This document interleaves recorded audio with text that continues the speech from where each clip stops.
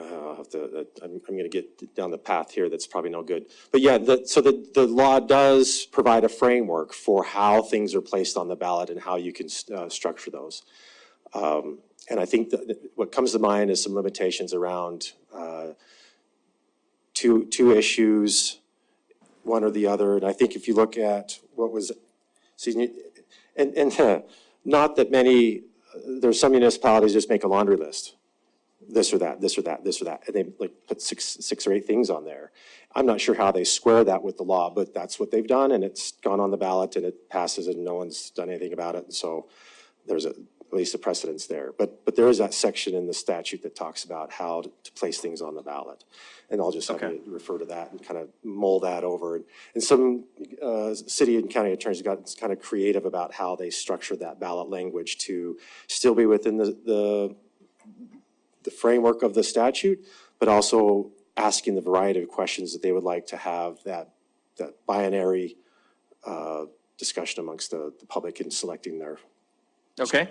We've had a lot of questions this end of the table. We'll keep working down here. Councilor Boyette. Thank you, Mayor. If you were us, what would you do? I'll put it right back to you. Yeah. What do you think we should do? This is great. So we're about 18 months out. I don't think it hurts to start the conversation.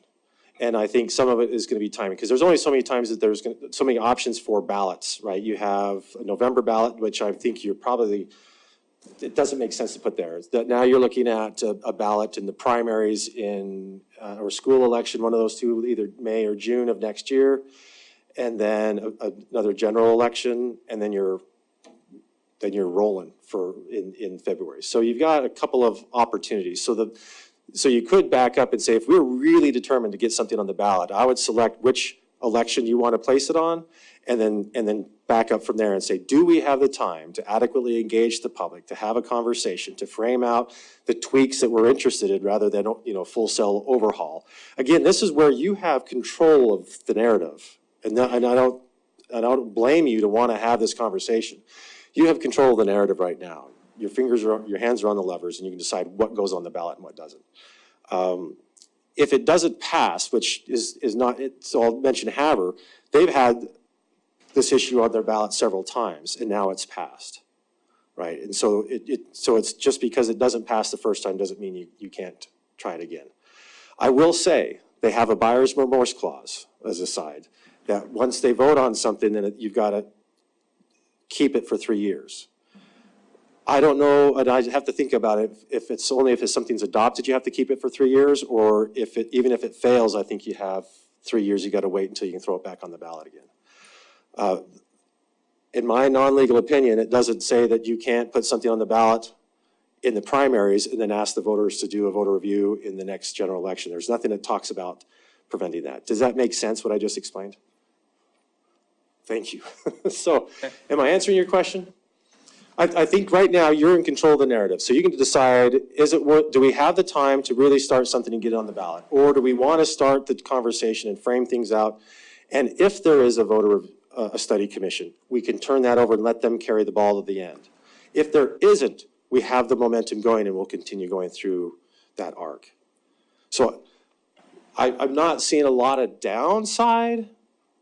Maybe the administration is going to kick me under the table, but I'm not seeing a lot of downside for not initiating and starting the conversation. At least you can start clarifying amongst the 11 of you, what would we like to see, and thoughtfully consider that. And so even if it comes down that you're making a recommendation to the study commission, I think they would appreciate that. If that's the I don't know if it's worst case scenario. Follow-up, Councilor Boyette. But let's say we have 25 items we want to fix. You said that wouldn't be realistic for a vote to the public. That's the only problem I have is we have so many things we may want to fix. Yeah, and we'll have to look at that language again and see how you can make those modifications. And I wonder if it could be written as just a new charter, as just it's either the old one or the new one. Could be another way to do it. And that could be a little more clear and simple for people to understand than trying to see a red line version or yeah. Chris, you want to make a comment, Councilor Purington? I'd just like to add, one component to Dan's. My emphasis wouldn't be the word narrative, that you control the narrative. It would be who.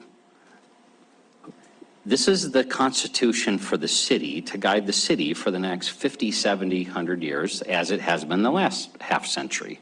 Who is the committee of the citizenry to do that work? Either you do it, the 11 of you, the initiative you gave, you appoint a committee to do it, or you wait for the process.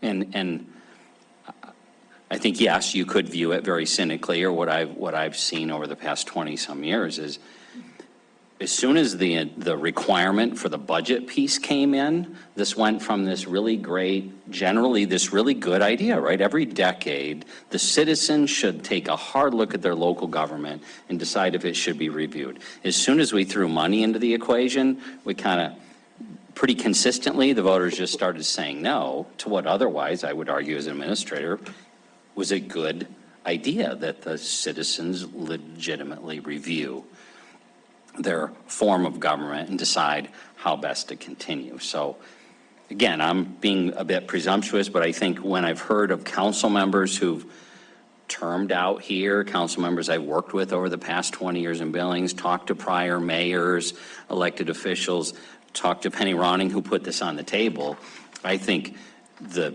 gist was working in the form, working in the local government, working with this charter after 4 or 8 years, they say, gosh, we'd really like a healthy review of it to update it. But you guys are in the driver's seat to decide that near term or wait for the normal process to take place.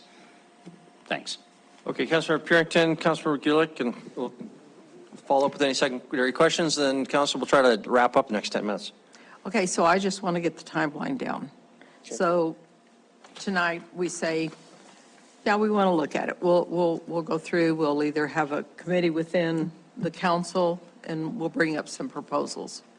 We do that in another month or so, bring it back to council and they're going, yeah, this looks good. We kind of tweak it the way that we want to tweak it. Now what? Now what do we do with it? Because I'm hearing you say that we take that to the voters. Okay, so if we take that to the voters, say in May of 2024, and let's say they approve it, but then we've got to vote again in 2024. What if they say no? They say, no, thank you, or we've reconsidered, or we don't understand. Oh, that's just for the study commission in 2024.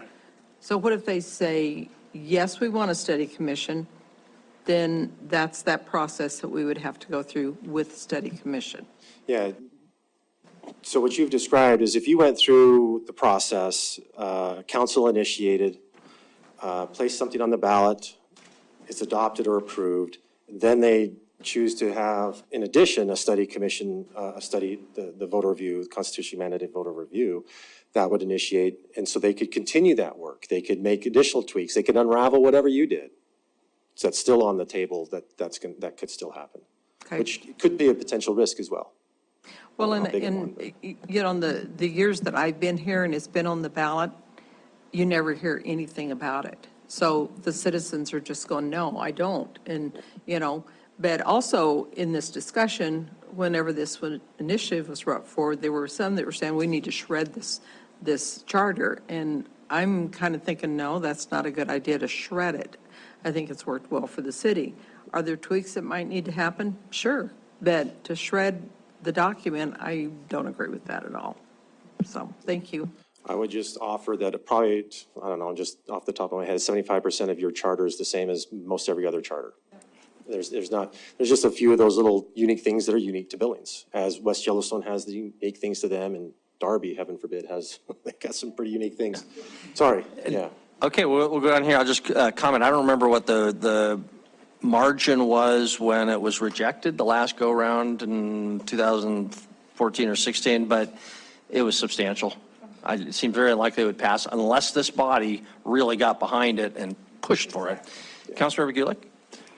Yeah, I think that's maybe to my point, and I'll see if I can maybe have an inflection at the end to make it a question. But I think maybe to City Administrator Kukulski's, when he was talking about the real question before us is who would do it.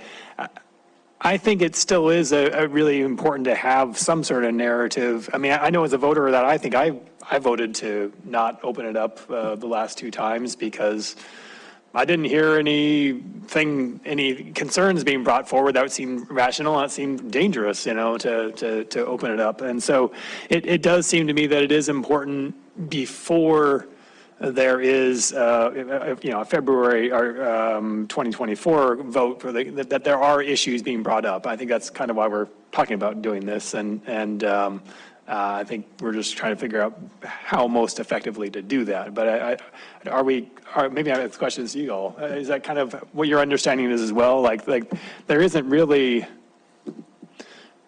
I don't want to just.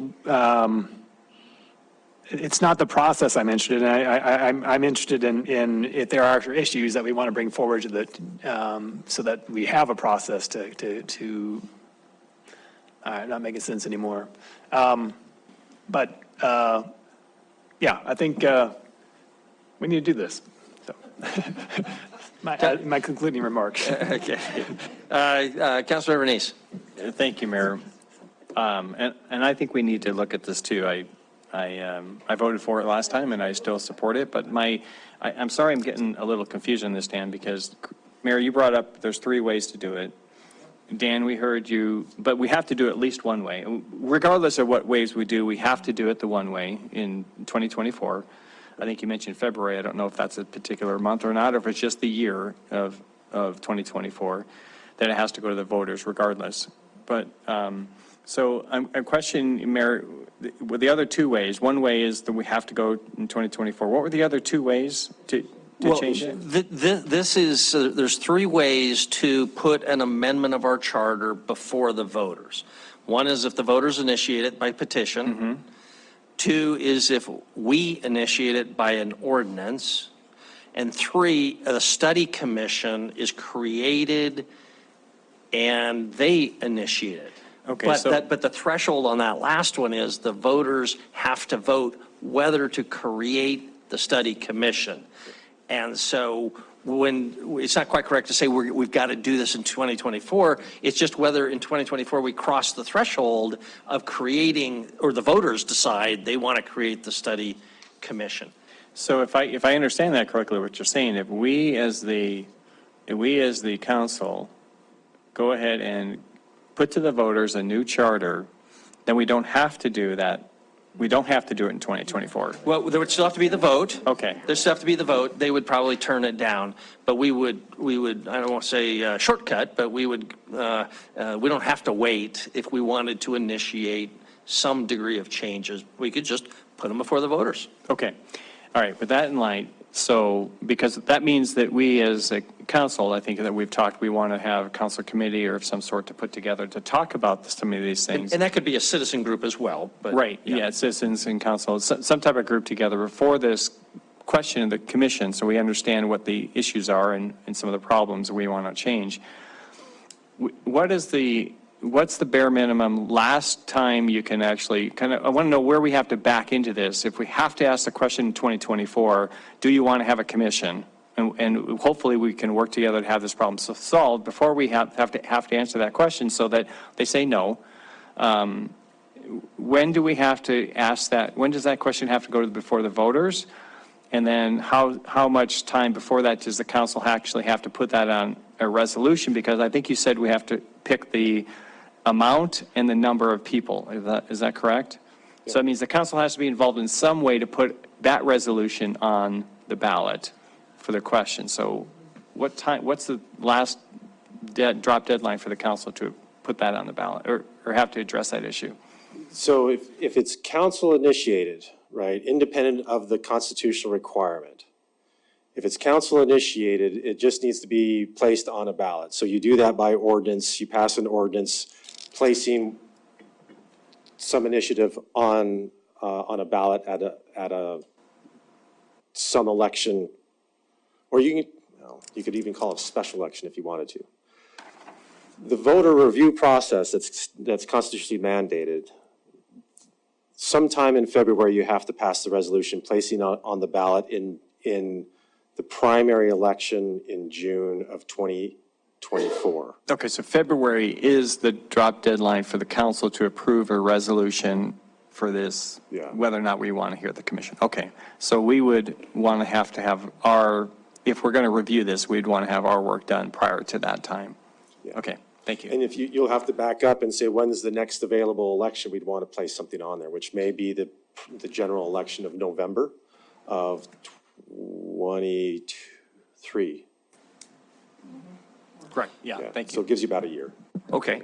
Council, I would suggest we move on, but in order to create some sort of closure here, this has been very valuable. Public comment, yes, thank you very much. So we'll go to public comment on this topic in just a second. But I guess my comment would be that this has been very useful about process and discussion, or the procedure and timing. But if there's a consensus, we still are concerned about some things in the charter, we should probably start the process of thinking about what some of those things are. There's no reason to go through this unless we know why we're doing it, right? So whether that's informally, we ask staff to start looking at the charter. It's only 6 pages long. You know, here's a problem, just creating a list, not necessarily a resolution, but a list of possible issues. That might be a good next step that would allow us to decide, is there enough here that would justify going down this road or not? But we need to get into actually the merits at some level, I would say. Councilmember Purington, before we go to public comment? Sure. And I'm not certain of your suggestion that the staff go through it. I would say that if we had a work session and, you know, just spend a little bit of time with council here saying, this is what I have issue with, this is what I have issue with, I like this, I don't like that. And then if there is anything from staff that it's an issue with them, I suppose that would, you know, bring that out at that time. But I think this would be a council thing rather than a staff thing. And just a reminder, staff is working on the ordinance changes for how we run city council meetings, for example. So it fits well. And I'm not disagreeing at all, but we're talking about these things. Whether we do it, staff gets involved, we do it as a team. I guess it doesn't matter to me too much. But okay, let's go to public comment. If anybody would like to comment, welcome back, Mr. Nelson. I mean, which is, yeah. Kevin Nelson, 4235 Bruce Avenue. In 14, when this was proposed, there was a group that, what their focus was is that there would be a couple of things that this would accomplish. First of all, the city attorney would become a voted position. The council would be essentially dissolved, and you would make it look more like Yellowstone County, that you would just have a group of council members, they would vote a chairman in, the department heads would report to the body. The city administrator's position would be eliminated. And like I said, it would look more like the county form of government. Now, if that was a good idea or not, but that was the gist of the 2014 city commission ideas. I guess I'll just leave it with that. But like you said, you open this up, you don't know what you're going to end up with. I mean, you could end up with that because there's a large group out there that want that. So. Okay, very good. Thank you for that history. Any other public comment on item number 1? We'll close the public comment period then. And thank you, Dan. Enjoy the rest of your evening in Billings, or if you're driving back, watch for deer. Okay. Okay, thank you very much. We'll move on to item number 2. Before we do, Councilmember Repsis? I thought we were going to try to come up to some closure on this. Okay, So yeah. I just wanted to echo Councilmember Purington's comments and say, I think almost like what we did with the budget amendments might be a process that we could follow here, right? Let's get this on a work session. Let's get a document, shared documents going where we can just throw our ideas out there and come together and discuss them. Before we go about establishing a committee and all that kind of stuff, let's put it on a work session and just have that discussion amongst ourselves. Okay, Councilmember Owen? I think that's a great idea. I would also, I guess, ask that Wyeth and his team give some thought as to how we can start engaging the task forces on this, how we can get those task force officers educated through the adjacent neighborhood committee meetings on what's in the charter, on what the process looks like. Let them start taking some leadership for educating people who attend their task force meetings in the charter and what the possibilities are, and really use them as kind of a force multiplier in engaging the community in this conversation about whether or not we move forward here. Thank you very much. Any further comments on Councilmember Neese? Yeah, I like the idea of having comments come in from the council members on Andy's shared drive that he did, but is that going to be open to the public so they can see what's going on, or they have to wait until we have a work session and it's all shared at that time?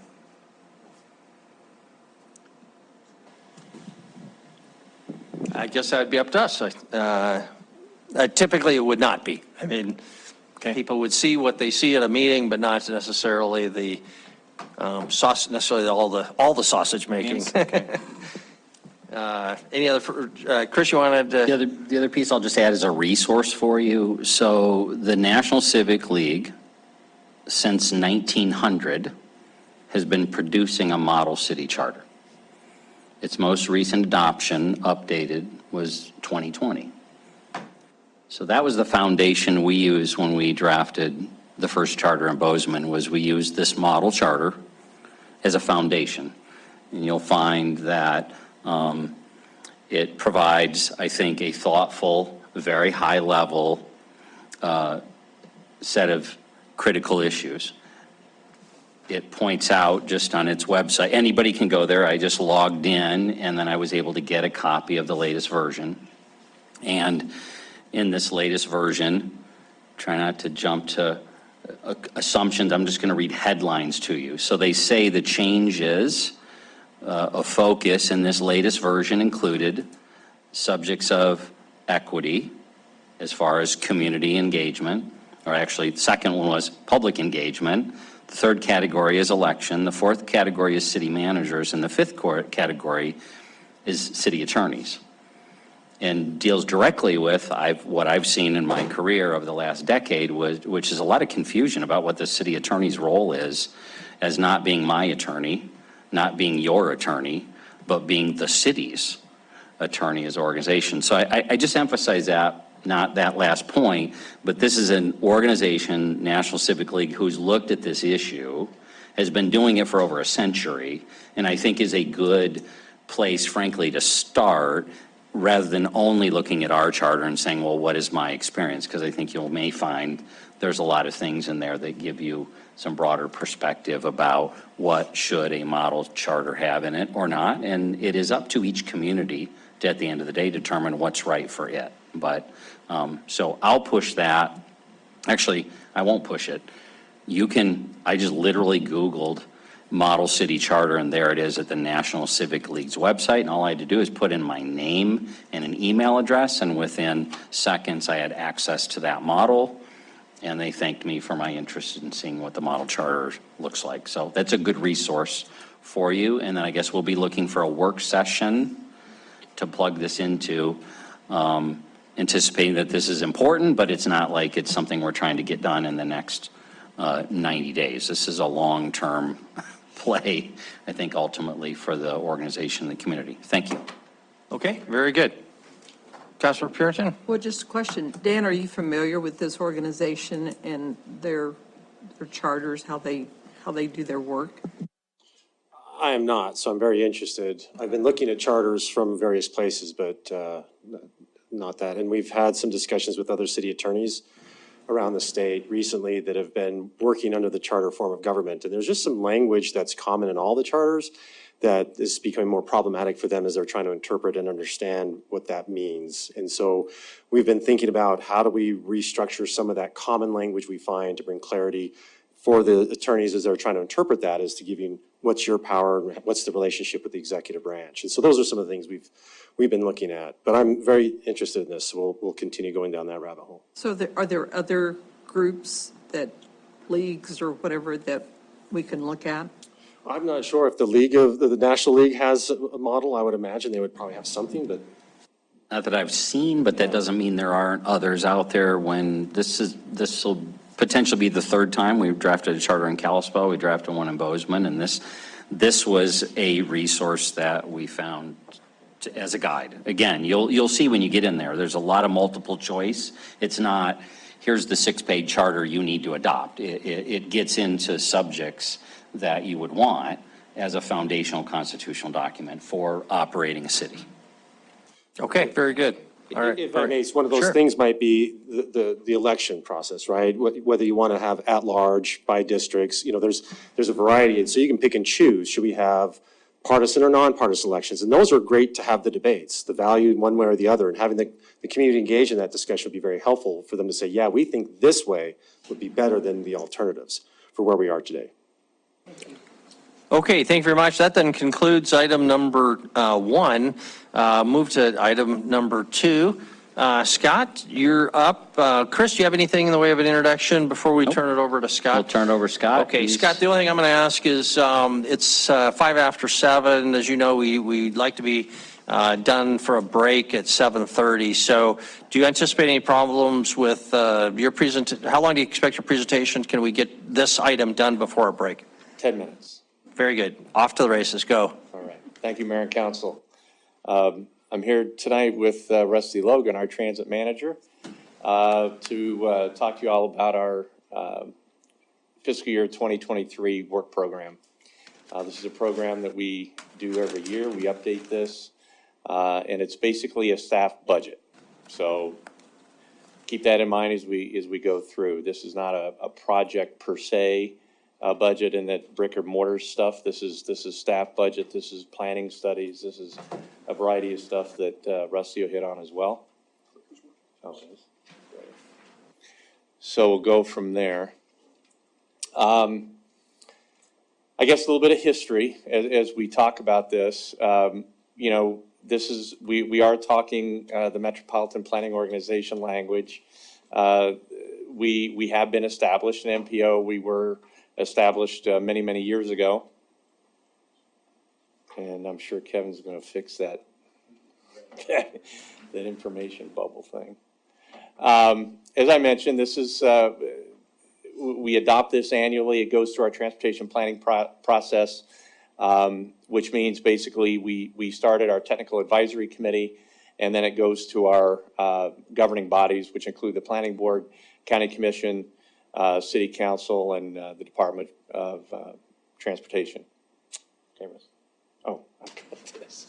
Sorry. Okay. From the highway side of things, and this is broken down into 2 chapters, highway side and a transit side. On the highway side, we have 12 work elements. Reimbursement for those work elements occurs quarterly. And each work element has a different percentage rate for reimbursement. And we'll have a couple of graphics that show that. Funding sources this year. As you read the 5 bullet points there, or actually the 4, basically we're funded that in those 4 ways. The planning department fees that are generated from the city of Billings, that are generated from Yellowstone County. The mill, again, we are funded by a mill, and that's the $525,000 there. And then our federal funds, which are designated as PL funds, or the acronym for planning funds. That's a slightly over $2 million, and you see that total of $2.9 million. That is the limits to what we consider our budget for this year. As I mentioned before, the program basically runs October 1st through September 30th. And important for all you to remember, and this is sort of both the highway and transit side, is that everything's got to be related to transportation or transportation planning in some way. So keep that in mind. Our budget, basically, as we look at the work elements there on the left column, the PL again, that's our federal funding source, the local share you see there, and that total estimated cost. As you read down in the far right-hand side, there you'll see that $2.9 million number, and then you can see the associated dollar amounts that will be spent in each work element.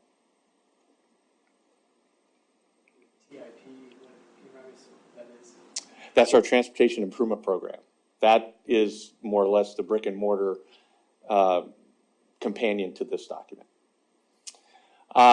Comparatively, the 2022 versus our estimated costs in 2023, and you can just see there, quite similar, quite honestly. I can highlight a couple things in our planning studies, the work element 302. You'll see a little bit of elevated cost in 2023, and we'll talk about that in the next slide or two. But basically, everything is been adjusted for staff salaries, and then again, if there are special project or special planning studies that we're going to undertake in FY23. As I mentioned before, this is the percentage. This table did not change. It hasn't changed for a couple of years on it, actually. But you can see the work elements there and the percentage of federal versus local. You'll see 4 elements there are 100% federally funded. Those elements are very heavily weighted toward transportation planning. Some of the ones that aren't, zoning, subdivision, far less of a federal share because they're more into zoning or subdivision versus transportation. Our man-month table, this is basically, as you read across, that's our staff across the top there, and approximately how many man-months that each staff member will spend in each work element. The federal government likes to see man-months. That's why we have this one. It equates to, or it equals the bottom line there at 11 man-months. That 12th man-month is made up of sick time, vacation time, and that kind of thing. Pardon me? Are women allowed? Absolutely, absolutely. We encourage that, actually. Some priorities, our current work program, 2022. And again, these, I know we're all familiar with these. We wanted to complete the North Bypass Corridor study, which we are on track to do. We're going to have that project finished in September. We want to complete our transportation safety plan. That project also will be completed in September. We want to complete our Safe Routes to School study, phase 1. That is complete now. And we want to begin our Safe Routes to School study, phase 2, which we are underway with right now with the RP phase of that. We wanted, again, to begin the update to our long-range transportation plan, which we have done, and I know you guys are all getting emails probably weekly on that one. And continue to update our county growth policy. Some things we're looking to in 2023, which is the document you have in front of you there. We want to complete our long-range transportation plan, complete our Safe Routes to School study. A couple of newer items. These are more intensive transportation elements to at least a couple of our neighborhood plans, which we are going to undertake in 2023. And then we want to, again, begin the update to our bike pedestrian plan. Bike pedestrian plan will take a couple years to do, so you'll see this again in the FY24 version. With that, I can answer any questions on the highway side of things. Questions for Scott before we turn over to Rusty? Councilmember Purinton, Councilmember Owen. Just a quick question, because they're 100% federal funds. What is the 700 unprogrammed funds? Let me go back here, maybe. The 427, those are unencumbered funds that are available. We never lose those dollars. We accrue those, and actually they're added back into our program if they're unspent. Basically, they're, as you see there, they are spent dollars for this year's program. So what do we do with them? They're like a reserve fund or something for something special? We used to call that contingency. We've updated that to unprogrammed funds, but yes, we can use those actually if we have cost overruns on anything. We can dip into that. If something comes up during the program year, we can dip into that. We have found over the course of time that those unprogrammed funds, as collected or as rolled over from year to year, they come in quite handy when you start doing bigger projects like transportation plans and things that are quite pricey. In this case, you can see we've had a couple of years of reserves, if you will. We never lose those. That's important to say. They just keep rolling over. So as we need them, we can dip in. So just one follow-up.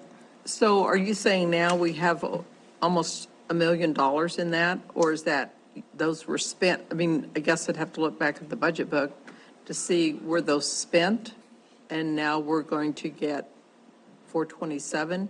That's one question. Then the other one is, what is the basis for applying for those funds if they're unprogrammed? To answer your first question, that 427,000 is federal money that was not spent in this year's budget.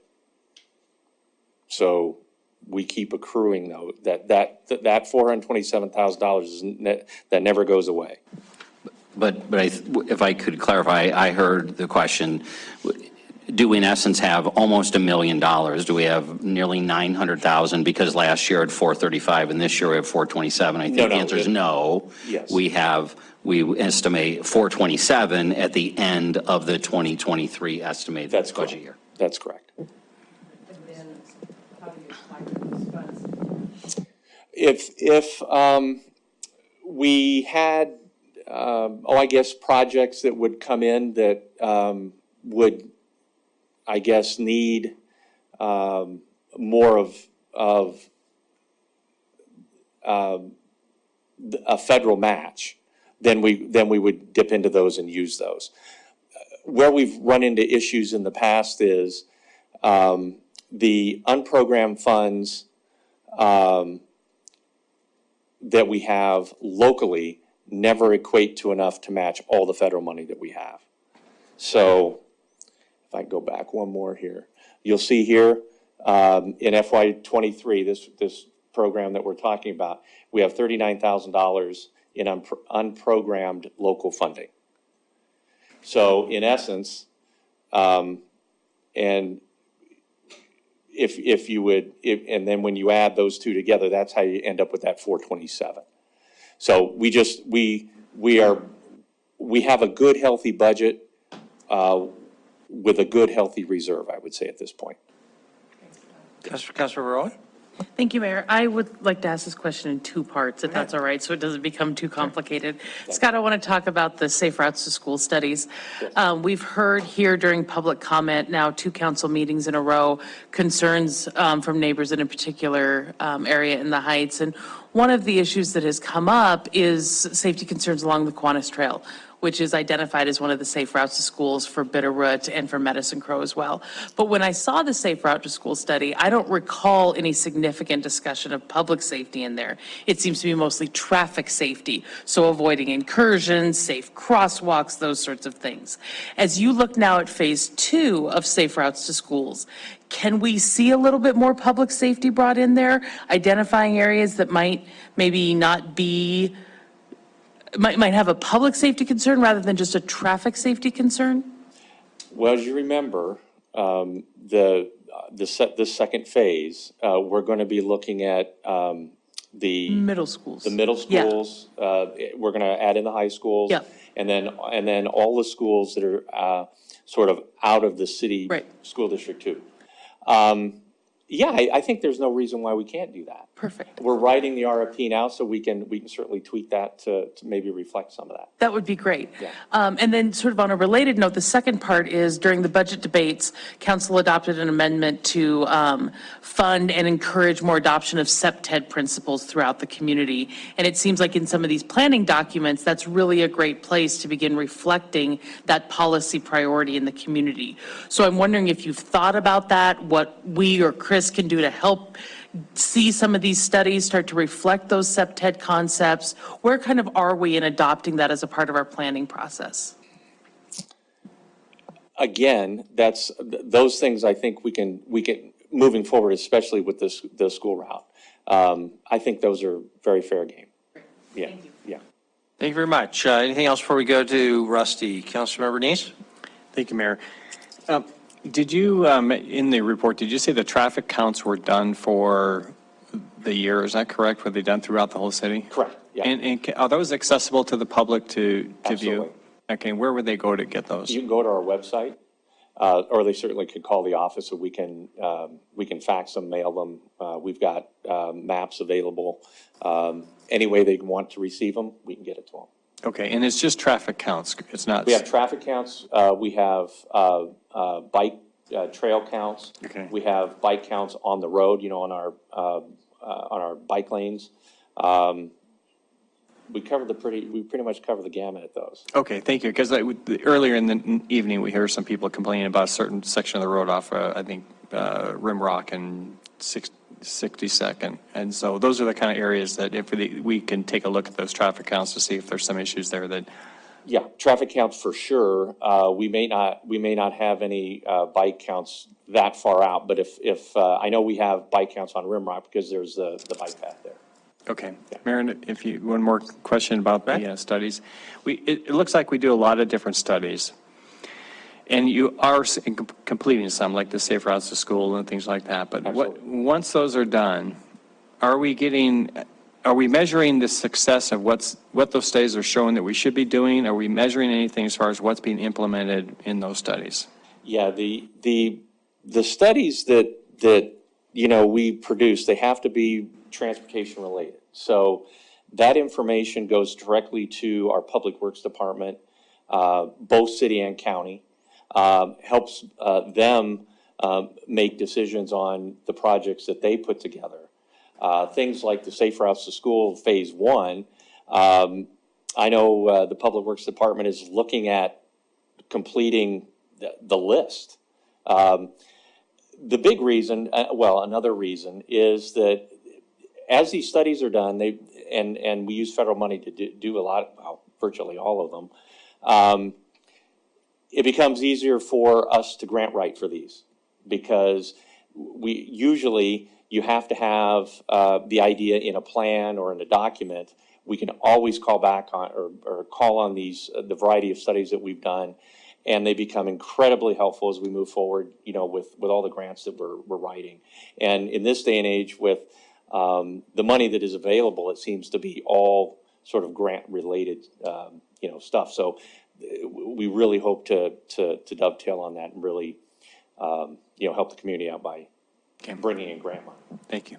Okay, Council, let's, Councilmember Gillick, one really short one, and let's go to Rusty, and if we have questions afterwards, but we want to get this done as close to our break time as possible. Councilmember Gillick?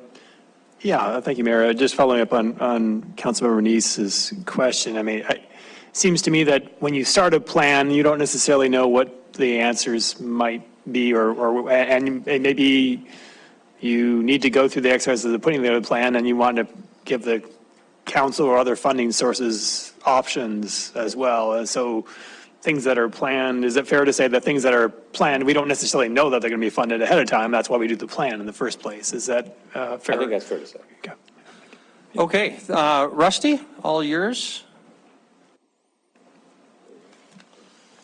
All right, thank you, Mayor, Council, good evening. All right, so transit section of the UPWP, it's also structured a lot like the highway side, separated into specific activities and functions outlining each element. We do reimbursement draws on those quarterly. Federal funding is provided via Section 5303 for multimodal transportation planning in the metro areas. These are apportioned via a formula that we receive these annually, and the urbanized area receives these annually. Local match is provided through the transit division right now, using those local transportation mills, advertising revenue, and other applicable sources. So comparison here, as has happened a lot with transit funding lately, we've seen a pretty significant increase resulting from that bipartisan infrastructure law that came through. It's a pretty historic increase for transit across the board. So as you can see in that year-to-year comparison, we're looking at about a $77,000 increase. I mean, we're not talking about the large program that Scott's got, but comparatively, it was a pretty significant increase for us. So if you're looking at those different budgetary items up there, you will notice a little bit overage, I guess, as far as the emphasis goes on the current service planning, and we'll get into those reasons here in a bit, but there is a pretty significant focus on current service improvements. Many of you have attended that transit development plan public meetings that we've had. Final one's actually coming up this Thursday, 5:30 at the library. So if you continue to be interested in that, make sure to be there to hear all about the recommendations on there. So what this increase is allowing us to do, though, it's allowing us to focus a significant more number of personnel hours that can be dedicated to that planning portion, which, as Scott mentioned, is very important at this time because of the historic funding that's available for transit and infrastructure overall. So as far as what we've accomplished current year, we did get a number of our required plan updates completed. That would be our public transit agency safety plan, disadvantaged business enterprise, transit asset management, Title VI plans, and our public participation plans. We did implement, assess and implement a number of personnel changes. Those include supporting that public transit agency safety plan and our outreach and marketing programs. We are in, as I said, in those final stages of finalizing that transit development plan, which will include some significant recommendations for service changes and overhaul. And just piggybacking on that, personnel changes, we analyzed and recommended internalizing that bus and bench advertising program. And then we are actually in the stages right now of implementing an updated vehicle tracking system, so you should be seeing some announcements on that here shortly. So moving forward into 2023, some of the focuses that we have is one of the primaries, and that's why there's such an emphasis on current service in this year's budget, is supporting the implementation of that transit development plan and the system overhaul. So actually, 2 bullet points below that is really where a lot of that heavy lifting is going to go, and that's developing a bus stop master plan to support the transition of the system to designated stops in support of that new routing system. Just for reference, we're probably looking at a minimum of about 500 bus stop locations that we'll be looking at, and every one of those locations has to be assessed for things like ADA accessibility, proper clearances. There's actually, as far as FTA regulations go, we have to make sure that there's pedestrian access up to 3/4 of a mile to that bus stop in order to allow for boardings. So ongoing with that, we'll obviously have capital and equipment planning that will continue. The other big thing that we're looking at that's come out of this transit development plan is analyzing and trying to recommend developments of some interlocal service agreements that will allow us to expand service into more of the urbanized areas as opposed to just focusing solely on the city limits. So trying to navigate what that would look like as far as some sort of partnership with, say, the county or a transportation district or something such as that, so that we can support those areas that may not fall within city limit. One of the primary ones was Lockwood that we looked at here, but really trying to determine the best course of action to push MET into the future as far as that goes. We are planning on undertaking a fair comparison and analysis just to make sure that we're staying appropriate and equitable in our fare structure. Last time we did that was back in 2016. And then really just continue to develop partnerships with area providers. We do continue annually to continue partnerships with Adult Resource Alliance. We've continued to expand that senior rides program that we do, and continue to work directly with the state of Montana for their developmental disabilities programs. So with that, I can answer any questions. Question for Rusty. Councilmember Owen? No. It's like dangerous if you're at an auction, get that hand up. Questions for Rusty or Scott? Go ahead. Rusty, The paratransit, do you call it paratransit or special transit? Yes, paratransit. Paratransit. Is the eligibility for that service defined entirely by the feds? Does the city have some role in scoping that? Who determines who's eligible for that service? There is some latitude for the city, but it's generally defining outside of the minimum requirements for the ADA paratransit. So ADA paratransit at a bare minimum has to provide service for individuals who can't use the fixed route system for reason of a disability. And that's determined through the eligibility determination process, because we do have them fill out an application, but then there's also a medical provider that has to verify that, yes, client X cannot travel 3 blocks to get on the fixed route bus. So it's about a physical limitation rather than the service being insufficient for the need? Not necessarily physical, because mental limitations can come into that too, because if I can't understand how to get to the bus, then obviously that's going to limit me too. Sorry, that's not what I mean. I mean, if the bus doesn't get you to where you need to go, if the regular bus doesn't get you to where you need to go and you have a disability, can you use paratransit for that? You can, but so that's where it comes in with that minimum requirements. So the minimum requirement for service area of paratransit is actually a 3/4 mile corridor around every bus route. So paratransit, traditionally, you're eligible for an origin and a destination that would fall within 3/4 miles of that fixed route. We go above and beyond in the city of Billings right now, and we'll pretty much go anywhere within city of Billings limits as long as time and space is available. Perfect, thank you. Okay, yeah. Councilor Renese? Thank you, Mayor. Can you go back a slide? I think it's a slide. This one? Yeah, so you mentioned interlocal agreements. Mm-hmm. Is that something that we're doing? We have interlocal agreements now? No, not really. I mean, we've got the partnerships that we have with like Adult Resource Alliance and that type of thing, but they're like a nonprofit versus a government. So looking at it is really, we're discussing that Lockwood potential in the transit development plan right now, just really as a concept. So what the Met Transit system in Billings is set up differently pretty much than any other transit in Montana. Most of them are an urban transportation district, which there's an established district, and then that's actually the boundaries of where the service and so forth lies. So us being a municipality kind of complicates it a little bit, because the funding from the Federal Transit Administration does come in for the urbanized area, not necessarily just for the city of Billings. So that's where we're trying to have those, pretty much investigating what structures are available to us if we, if that service were to move outside of city limits. Because really, the big limiting factor, as you are all aware, is that the mills that support the transit system for local match are city-only mills. Mm-hmm. So setting up some sort of structure where potentially county residents would have that opportunity to also provide some sort of local match funding to put that service into the area. So that's where we're looking at what kind of models can potentially exist out there. There are a number of models across the nation that we've been brought to our attention, I guess more or less is the best way to put that, that we're gonna just start looking at. And then there are some, there's some interesting language in Montana Code annotated regarding that. So we're just starting to explore those opportunities right now.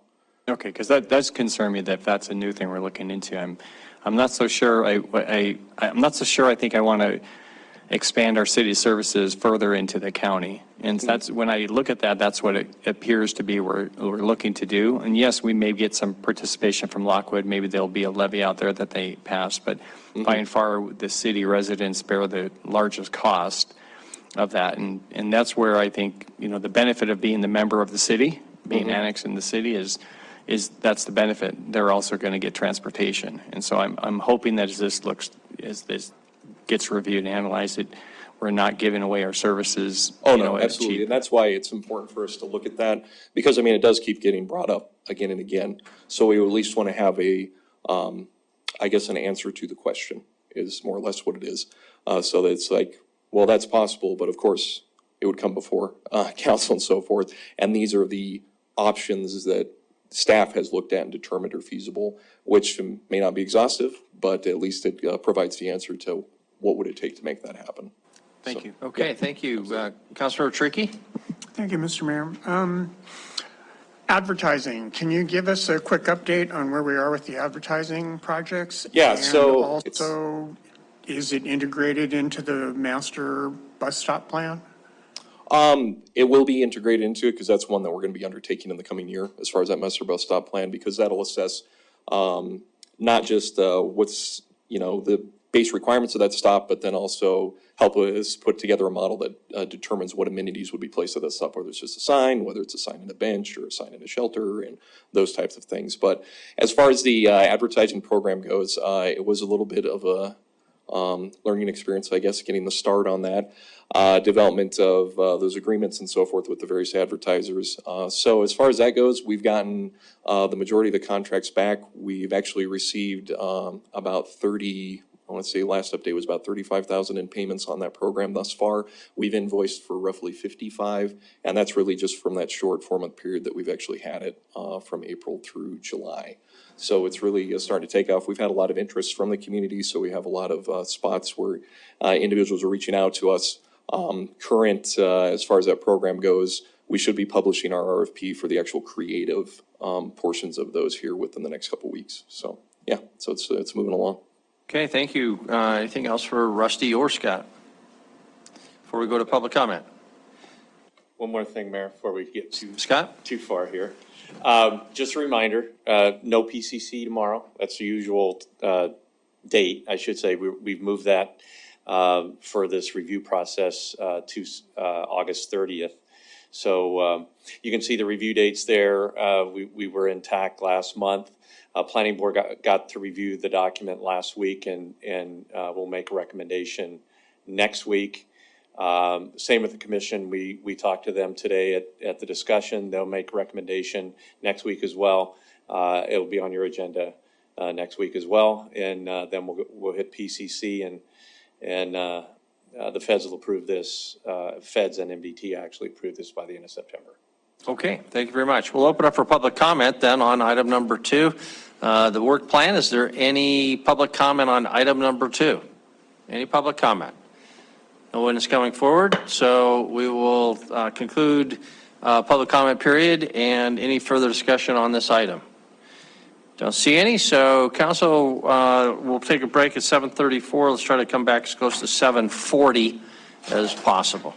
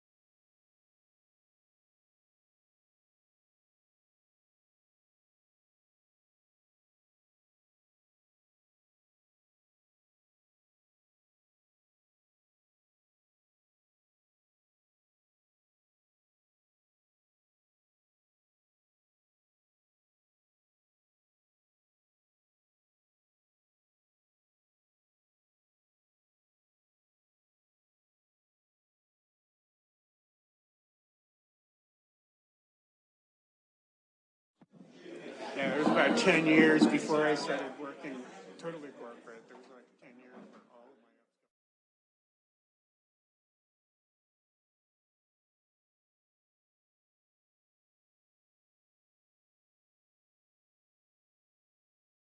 Really good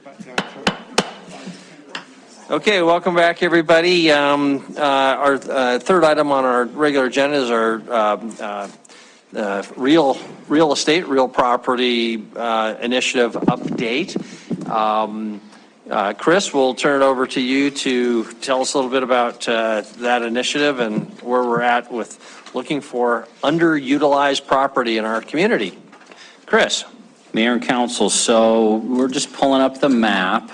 This one will be interactive. You of course knew that yours was not interactive. Maybe stagnant isn't the best word, but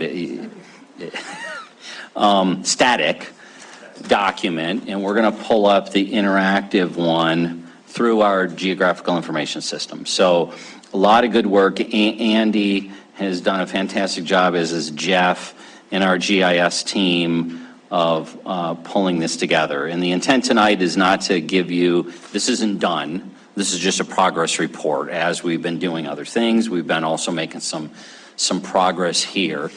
So what we've asked each of the departments, and we only have, I think, 1 or 2 departments left to get their information in, is look at all these parcels and give us, give advice to the administration. This parcel's critical to our operation, here's why, or no, these should be considered as potential properties that we could dispose of. So that is really where we're at. I thought there was some interesting things that jumped out at me, just seeing it visually as a visual person. Like, so why do we accept parkland in some of the conversations we've had, whether it's strips along right-of-ways or in my own neighborhood, adopting these, kind of snakes of parkland through backyards.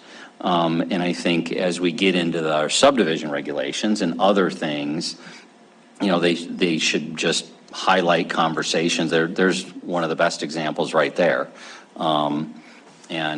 I suppose I acknowledge myself, as long as who's paying to maintain all that green space in that neighborhood is that neighborhood, one might argue that's a perfectly fine neighborhood park.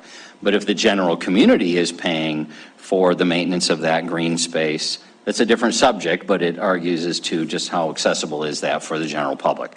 But our purpose is tonight, and the purpose of the resolution, taking it for how it's written, was to identify all the city parcels, let you and the public have the opportunity to see those parcels, ultimately have a dialogue about whether some of those parcels should be put out on the market for sale. And the initiative specifically talks about the idea of adding housing stock to our community. So wanted to give you that update. The other thing I wanted to give you, and you have in your packet, is our ordinance that guides the sale of public land. So I can say that almost without exception, whenever we've been in this role and we're getting ready to sell a piece of public land, it never goes as simple as you think it's going to be when you first have the discussion. Whether it's a parking lot in the downtown that everybody initially says, absolutely, that's where a redevelopment should take place. Or it was, in this case, some of these, identified park land areas, and some folks are fully anticipating that a park's going to go there one day. So I would ask you to look, pay attention to where these parcels are, particularly in your ward, and start thinking about how would you anticipate neighbors responding to a conversation? And again, I don't say that to make it difficult or easy. I just think we should be prepared. And today I actually was alerted, the mayor and I had a conversation, and I got to have it with the staff about a very specific parcel off of Monad, near Monad and 32nd, which apparently the city has gone as far as to approach the neighbors. It was originally a parkland parcel. It is, if we can, why don't we kind of zoom in on it? And I just use it for illustrative purposes, just to kind of think about the conversations into the future. This is Lampman Park. Yep, thank you. So this parcel apparently sits as an empty field. It has, the neighbors at some point in time in the recent past were asked, would they like to support a special improvement district to develop out a park there? The indication apparently was no. I have no idea what the ratios were, if it was 49-51 or it was resounding. My staff told me today we went through the process of rezoning the property away from park, and two, so it could be more easily developed. Then somewhere, I don't know if these things happen in parallel or shortly thereafter, the Parks Board said, guys, we are really short of ball fields and parkland in that area. Why would you consider selling it? And now we're going to find ourselves having a conversation potentially about a decision will need to be made. Are we going to retain and develop this into a park, or are we going to sell it? As one of what I'm anticipating as one of, maybe there will be dozens, but I really doubt it, of parcels of ground that truly are, I mean, this is 6 acres. It's not some super unique shape. It's not sitting next to or half wetlands or whatever. This is a developable piece of property, all 6 acres.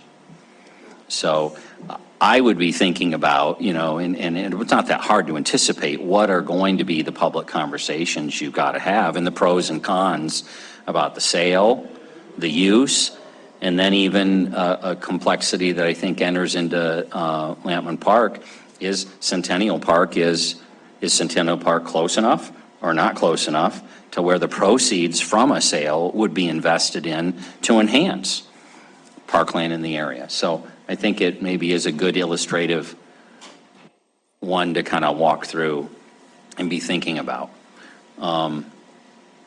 I've asked our team on the ordinance front while our staff is looking at identifying parcels that may be eligible, that we think are not essential to our daily operation, I've asked our team also to take a look at that sale ordinance and see how comfortable are we that it sets us up to use multiple approaches to sell property. I mean, with, of course, the goal in mind, we want to get the best value for the public's asset. But a just standard traditional bidding process is not necessarily the norm when it comes to selling a piece of property. And, the ability to use brokers. And so we're looking at, there is flexibility in the ordinance, but how much more or how restrictive is it? So we're looking at that, and I give that to you so you can take a look at it in that same format. So happy to answer questions you guys have, and just wanted you to know we're making progress here.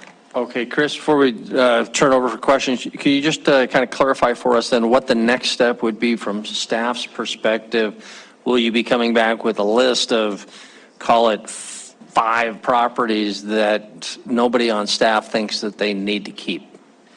I think what we'll do is with the interactive map, be able to show you which ones, what the purpose is for all of them, where they fit, which department they're tied to for its purpose. And then, maybe have, these are parcels, I don't know if it's going to be 2 or 15 or 22, that we think fit this idea of being redeveloped. I want to emphasize it's not, it's just a starting point of the conversation. The intention isn't the thought that we're the beginning and the end of the parcels. It's one of the reasons we want you and the public to see all of them, to ultimately collectively make those decisions. Okay, thank you. Councilor Puritan and Councilor Boyette. So one of the maps that you had up there, it had names, like that one that you were showing, the Lampman Park parcel. So I guess my question is, of all the public parks, or the parks department, all the greens, do we have a map, or is this it, of the properties that are actually not being used? I mean, they're just sitting there, like you said, Lampman. Is there another map that shows just that? Because I'm seeing a combination, I think, in the map that we have. Yeah. With GIS and layering, what we'll be able to do is click on the piece of property and gain more information. So be able to click on the parcel, see, okay, this is developed park, or no, this is So we a. need to go through and do that Well, ourselves? we need to give you that access. What we gave you was a static map. Yeah. What we're working on is the map that you'll be able to click on and gain deeper knowledge of what the parcel. And that's actually what we have up right now. So maybe we can use one as an example to show you. You do want to just click on one? I mean, does it really matter? Zoom in on one and Boulder Park, ownership Yellowstone County. Why is it owned by the county, but we? That's a good question. Yeah, exactly. They're all Yellowstone counties. Yeah, we'll sell all those ones. Some of these parcels are managed by the city, but owned by the county, and I don't know what the history on them are, but that's why some of them have Yellowstone County as the title. Or there have been some instances we found where the ownership never got changed over to the city whenever we received it from the county. I don't know because the records never got updated, but. Yeah, there's So a parcel in the Heights, that one that's unmaintained is Yeah, that's inconsistent there. whatever it is. Yeah. Yeah. I think to answer your question, Councilmember Purinton, there's not presently an overlay of vacant, unused properties that'll be easily identifiable. I believe the initiative was just to get a map of all city properties for consideration at this point. And then we'll have some of the directors' feedback as well. Yeah, just to be clear, the initiative is to identify the unused, undeveloped parcels. Yep. So we're still working on that. We're not there yet. Yep, we're not, this is not a completed, just want to give you, I mean, we're here to work session to give you an update that we haven't forgot about it. We're making progress. And like I said, as you can function with GIS, it really is a powerful tool to help make decisions and get information. Councilor Boyette and Councilor Rupsis? Well, I was going to add something different, but I realized that the initiative is only for unused property. That's the issue, because I think we do have property that is being used that we could also get rid of at some point, if we really wanted to get serious about I don't it. think we excluded that. Yeah. But I was thinking of, like, if we ever wanted to do some low-end housing, we have a perfect property, the senior citizen downtown, it's half a block. That right now is, I don't think we're going to move the Parks Department out of there anyway. And the rest of it's just an exercise room. There's a lot of room that could be used for a high-rise. But anyway, that's a different issue, I think. Thank you. And the initiative does call for a list of all unused, undeveloped, and/or underdeveloped property. So I guess I'd say if it's not being used for the highest and best use, that would be well within the scope of that initiative. Yeah. Councilor Rupsis and Councilor Joy? Thank you. Chris, do we have any leeway to set up an SID or a maintenance district of some kind, essentially by decree?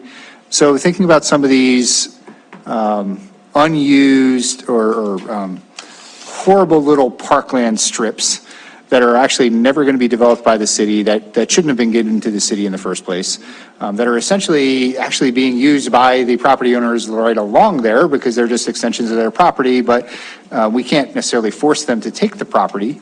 Do we have the ability to set up a district to maintain that property by the adjacent landowners, maybe as a carrot and a stick to get them to take the property?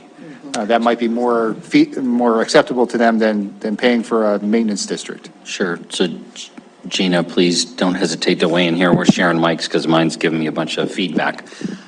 I think generally the answer is yes in creating some kind of a special improvement district, but the provisions for protesting the creation of special improvement districts apply. So property owners when you draw that boundary, you can establish it, you can notify them, they have the right to protest, and depending upon how many protest it, will dictate under statute how much authority this body has to actually create that, or whether it ends up in some kind of a public vote for them ultimately to make, voters to make the decision. Okay. Yeah, and I'm sorry, one major exception would be if that subdivision waived the right to protest the creation of special improvement districts under the provisions of that subdivision being created, which was what you most commonly see today. But I suspect there's some point in time when that was not the norm, but it became the norm for special improvement districts for funding. Councilmember Boyette, do you have a follow-up, and then Councilmember Joy and Owen? I just had one. There's some of these properties are so insignificant. Can we abandon them and have a default back to the subdivision? Just as a.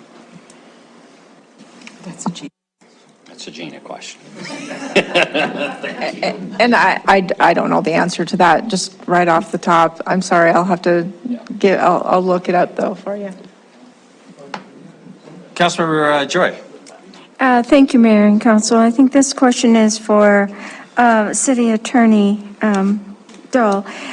When we go through the subdivision process, we call this dedicated, state code calls it dedicated parkland. When we go through essentially an agreement with a developer, they are required to give that dedicated parkland. Are we reneging on an agreement by saying, well, we took it as dedicated parkland, but we're not going to do that. We're going to repurpose it for housing? Thank you.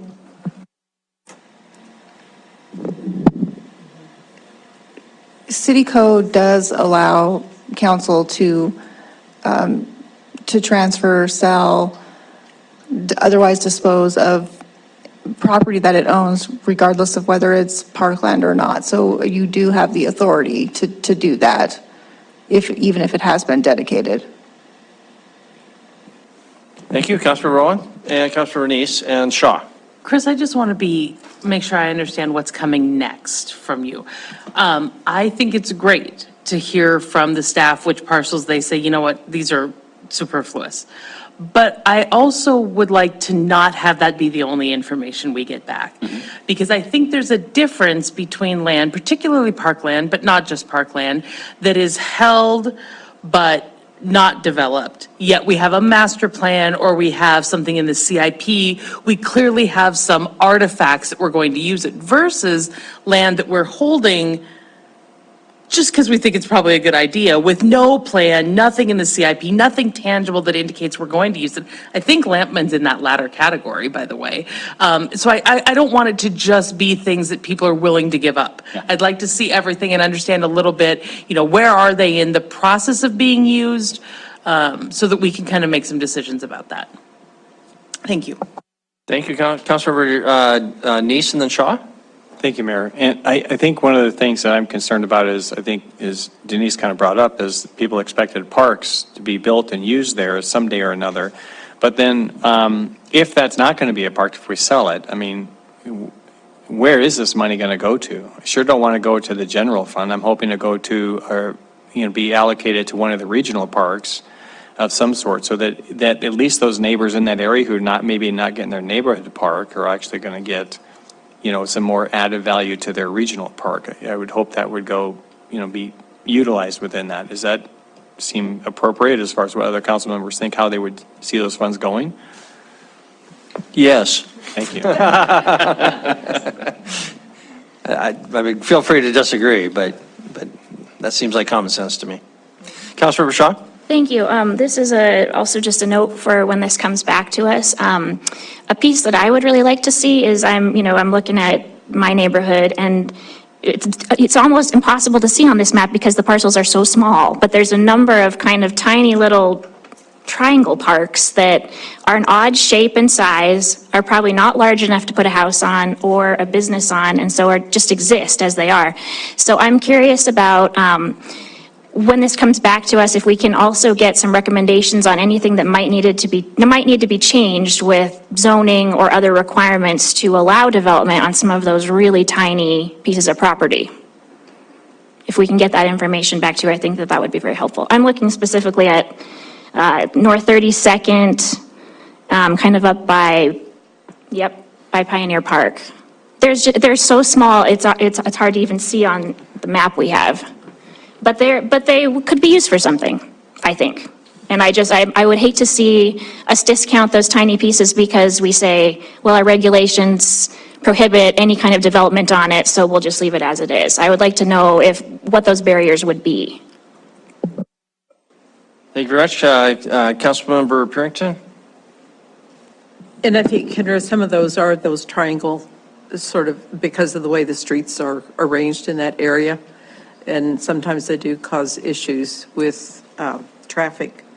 I was going to say something else that had to do with, okay, never mind, I'll wait until I think of it. I've got a comment kind of relates to that, and then a question. The comment would be that I would hope that we would look at creative maintenance agreements. Now it's either we get rid of the property or it's maintained by typically the Parks Department. And I wonder if some of these very small parcels where you'd have a motivated homeowner association, a motivated task force, a motivated individual, I mean, literally just a neighbor, that we would develop a model agreement that we give it to them for a year. And of course that could be a disaster. They might not do anything. But if we made sure that it always had their name in it, this property maintained by, owned by the city, but maintained by, there'd be a certain responsibility there. And maybe we could really improve. We could get some really cool garden in a small plot because somebody really gets invested in it. And maybe we could use it as a model for maintaining our medians along Shiloh, which used to be absolutely gorgeous when they first went in, absolutely gorgeous. And now they're a sad commentary on our community. So maybe we get a business, Faith Chapel takes over a median or Shiloh Crossing or something like that. So anyway, that's a comment. The question, I guess, has to do with tax liens, really probably for Gina and anybody else, or Andy. Correct me if I'm wrong, but if somebody doesn't pay their taxes, it's an obligation owed to Yellowstone County. The county gets tax deeds, but the city does not. The only situation that the city might get some sort of a lien that would allow us to take a property would be if they didn't pay their weed assessments. I assume the statute gives us a lien authority that we could foreclose on, and then if everybody else is paid off, we could theoretically get the property. But can you just kind of remind us how tax liens work? I think there's a perception amongst the community that the city gets a lot of tax foreclosed property. And that's not the case, as far as I know, right? Who wants to give us a very quick lesson on tax liens? So I think we can tackle the first part of this by saying the perception, if someone has it, is wrong.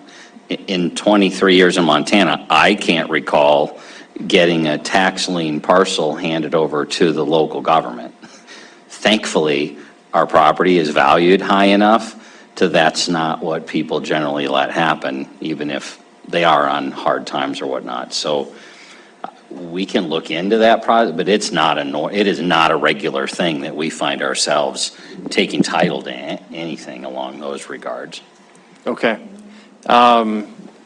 That's good enough. I mean, I just want to make that clear that we don't have tax properties. Could I pursue the conversation a little bit more with Councilmember Shaw's comment? And we had on the map there a whole series of those triangles.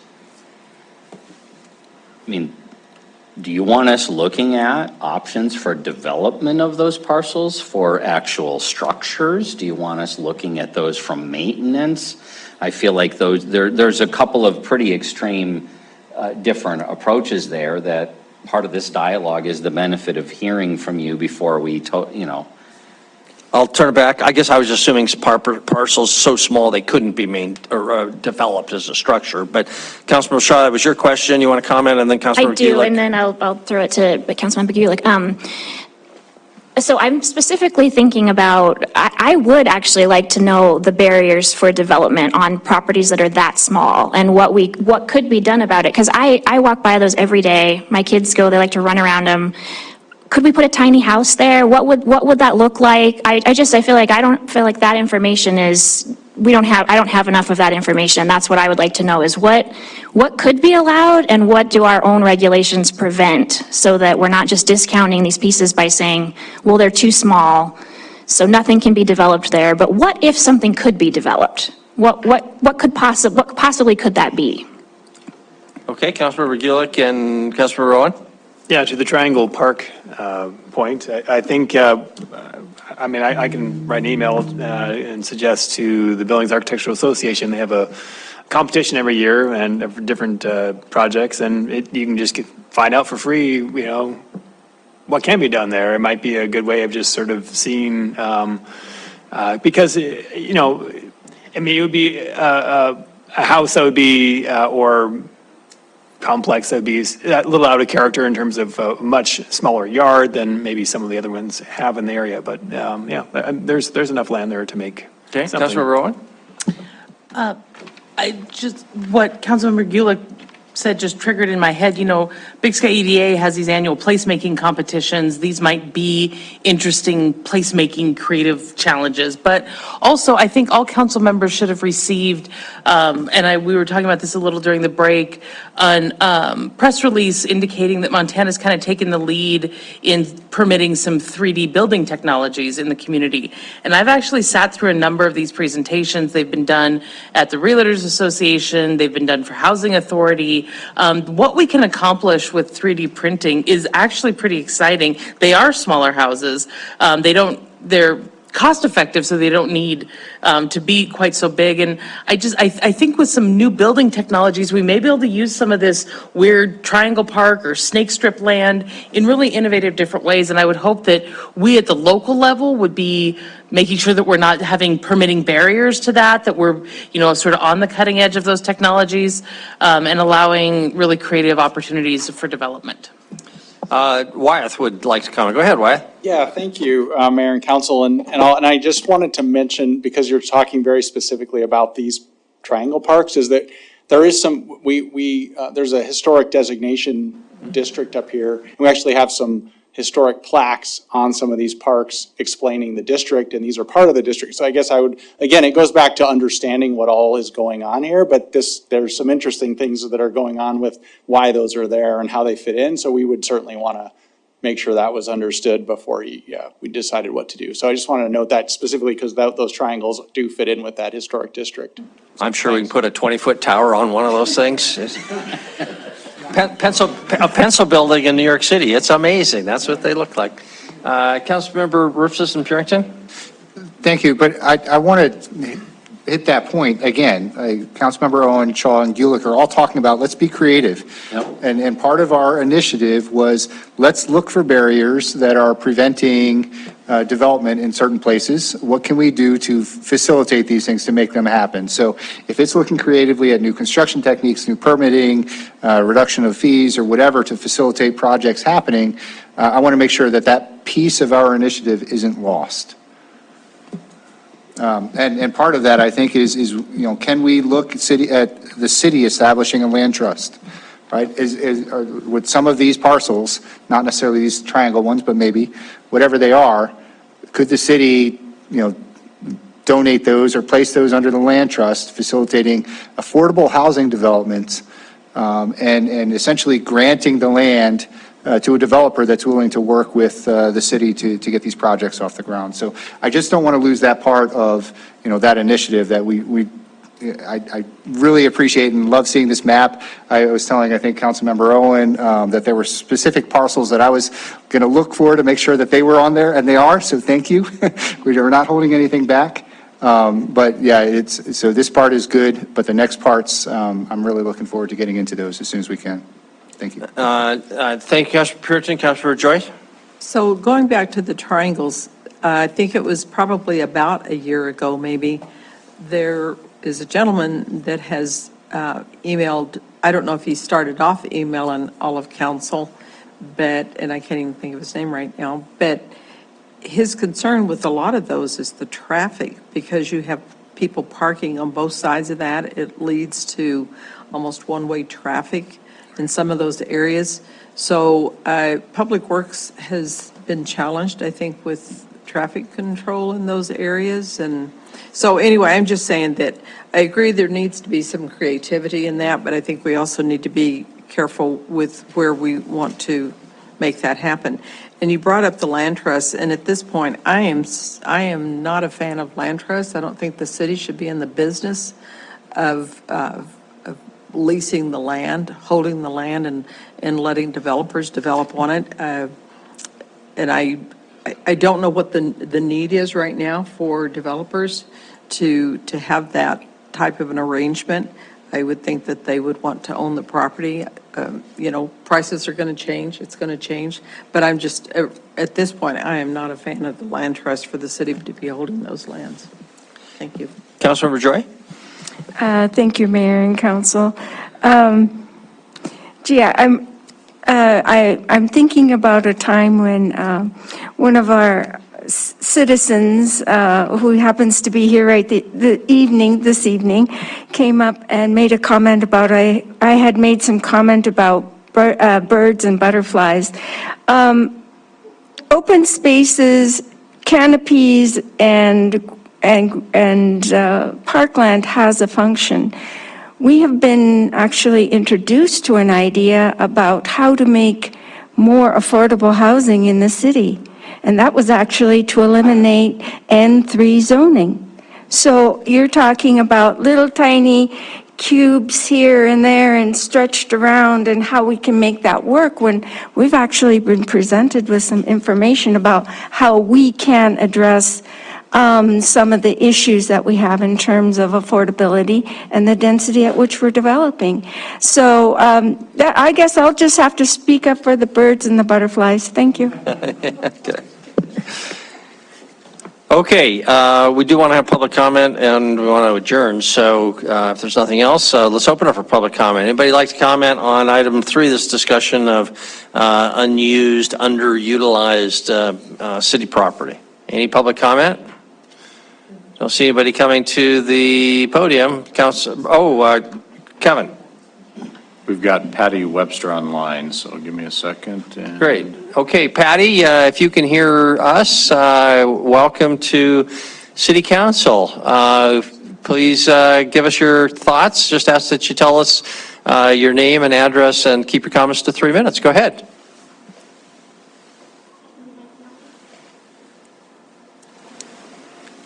Patty, we can't hear you yet. You might be on mute. We're checking on our end, make sure there's no catch on our end. But you can check your computer, make sure you're off mute. We should be good on our... There, barely. Can you try that again? Thank you, Mayor and Council.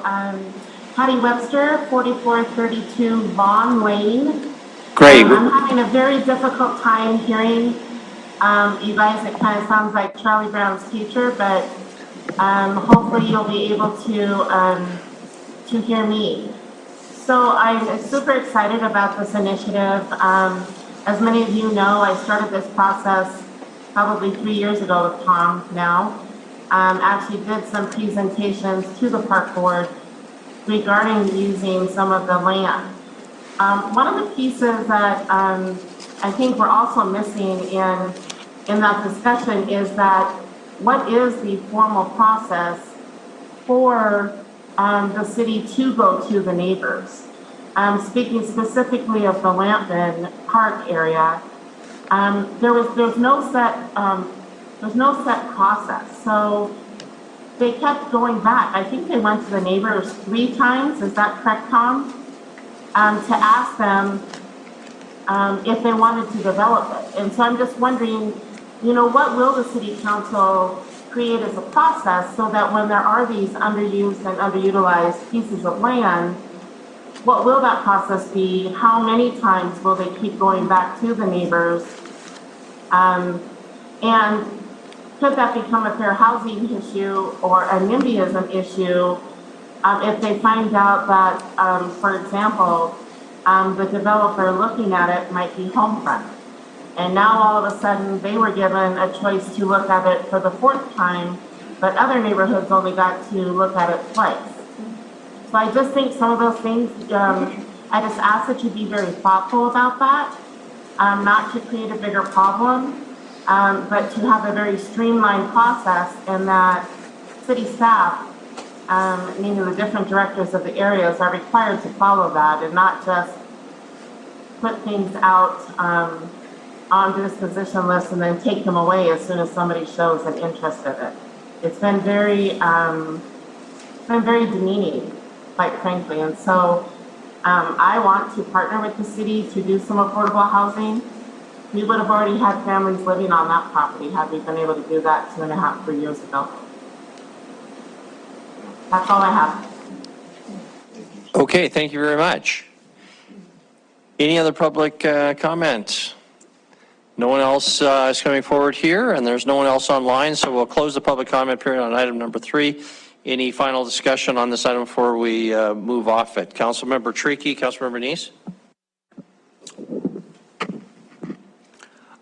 I know this is Montana and we don't like skyscrapers, but I would point out that air rates over existing buildings and things like the parking lots and stuff like that are also another possibility that we could actually take advantage of. I know that one of the issues is that is just the engineering of it, is how much can we actually put on top of them. But frankly, it probably is going to be cheaper to build on top of those structures than to acquire other properties, especially in the downtown area. Thank you. Councilmember Neese? Thank you, Mayor. And this is actually probably for Gina. When you kind of mentioned just now, if process-wise, if we go out for an SID, I mean, for putting or asking these to develop these parks into parks and have the neighbors pay for their neighborhood park, is it something that the city can say, hey, listen, we're gonna offer to you one last time? Do we have to notify them that this is the last time we're going to offer to you? Otherwise, we're going to put the park up for sale, and then so they have the option to actually develop the park and pay for the development, or we just go ahead and sell it.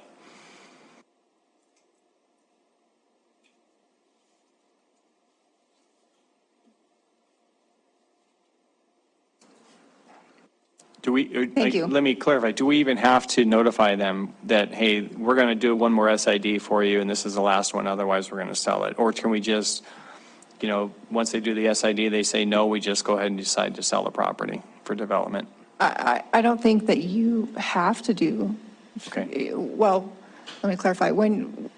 If the city is going to sell, donate, exchange property, you do have to provide neighbors, notification. Right? But I think what you're talking about is just going above and beyond and providing additional opportunities. Okay. All right. Thank you. Okay, thank you very much, Council. That concludes then item number 3. Item number 4 is just our preview of upcoming agenda items. Chris, do we have some things that you want to alert us to? This will just take seconds here. So we had, I think we did a public comment on item number 3. So go ahead.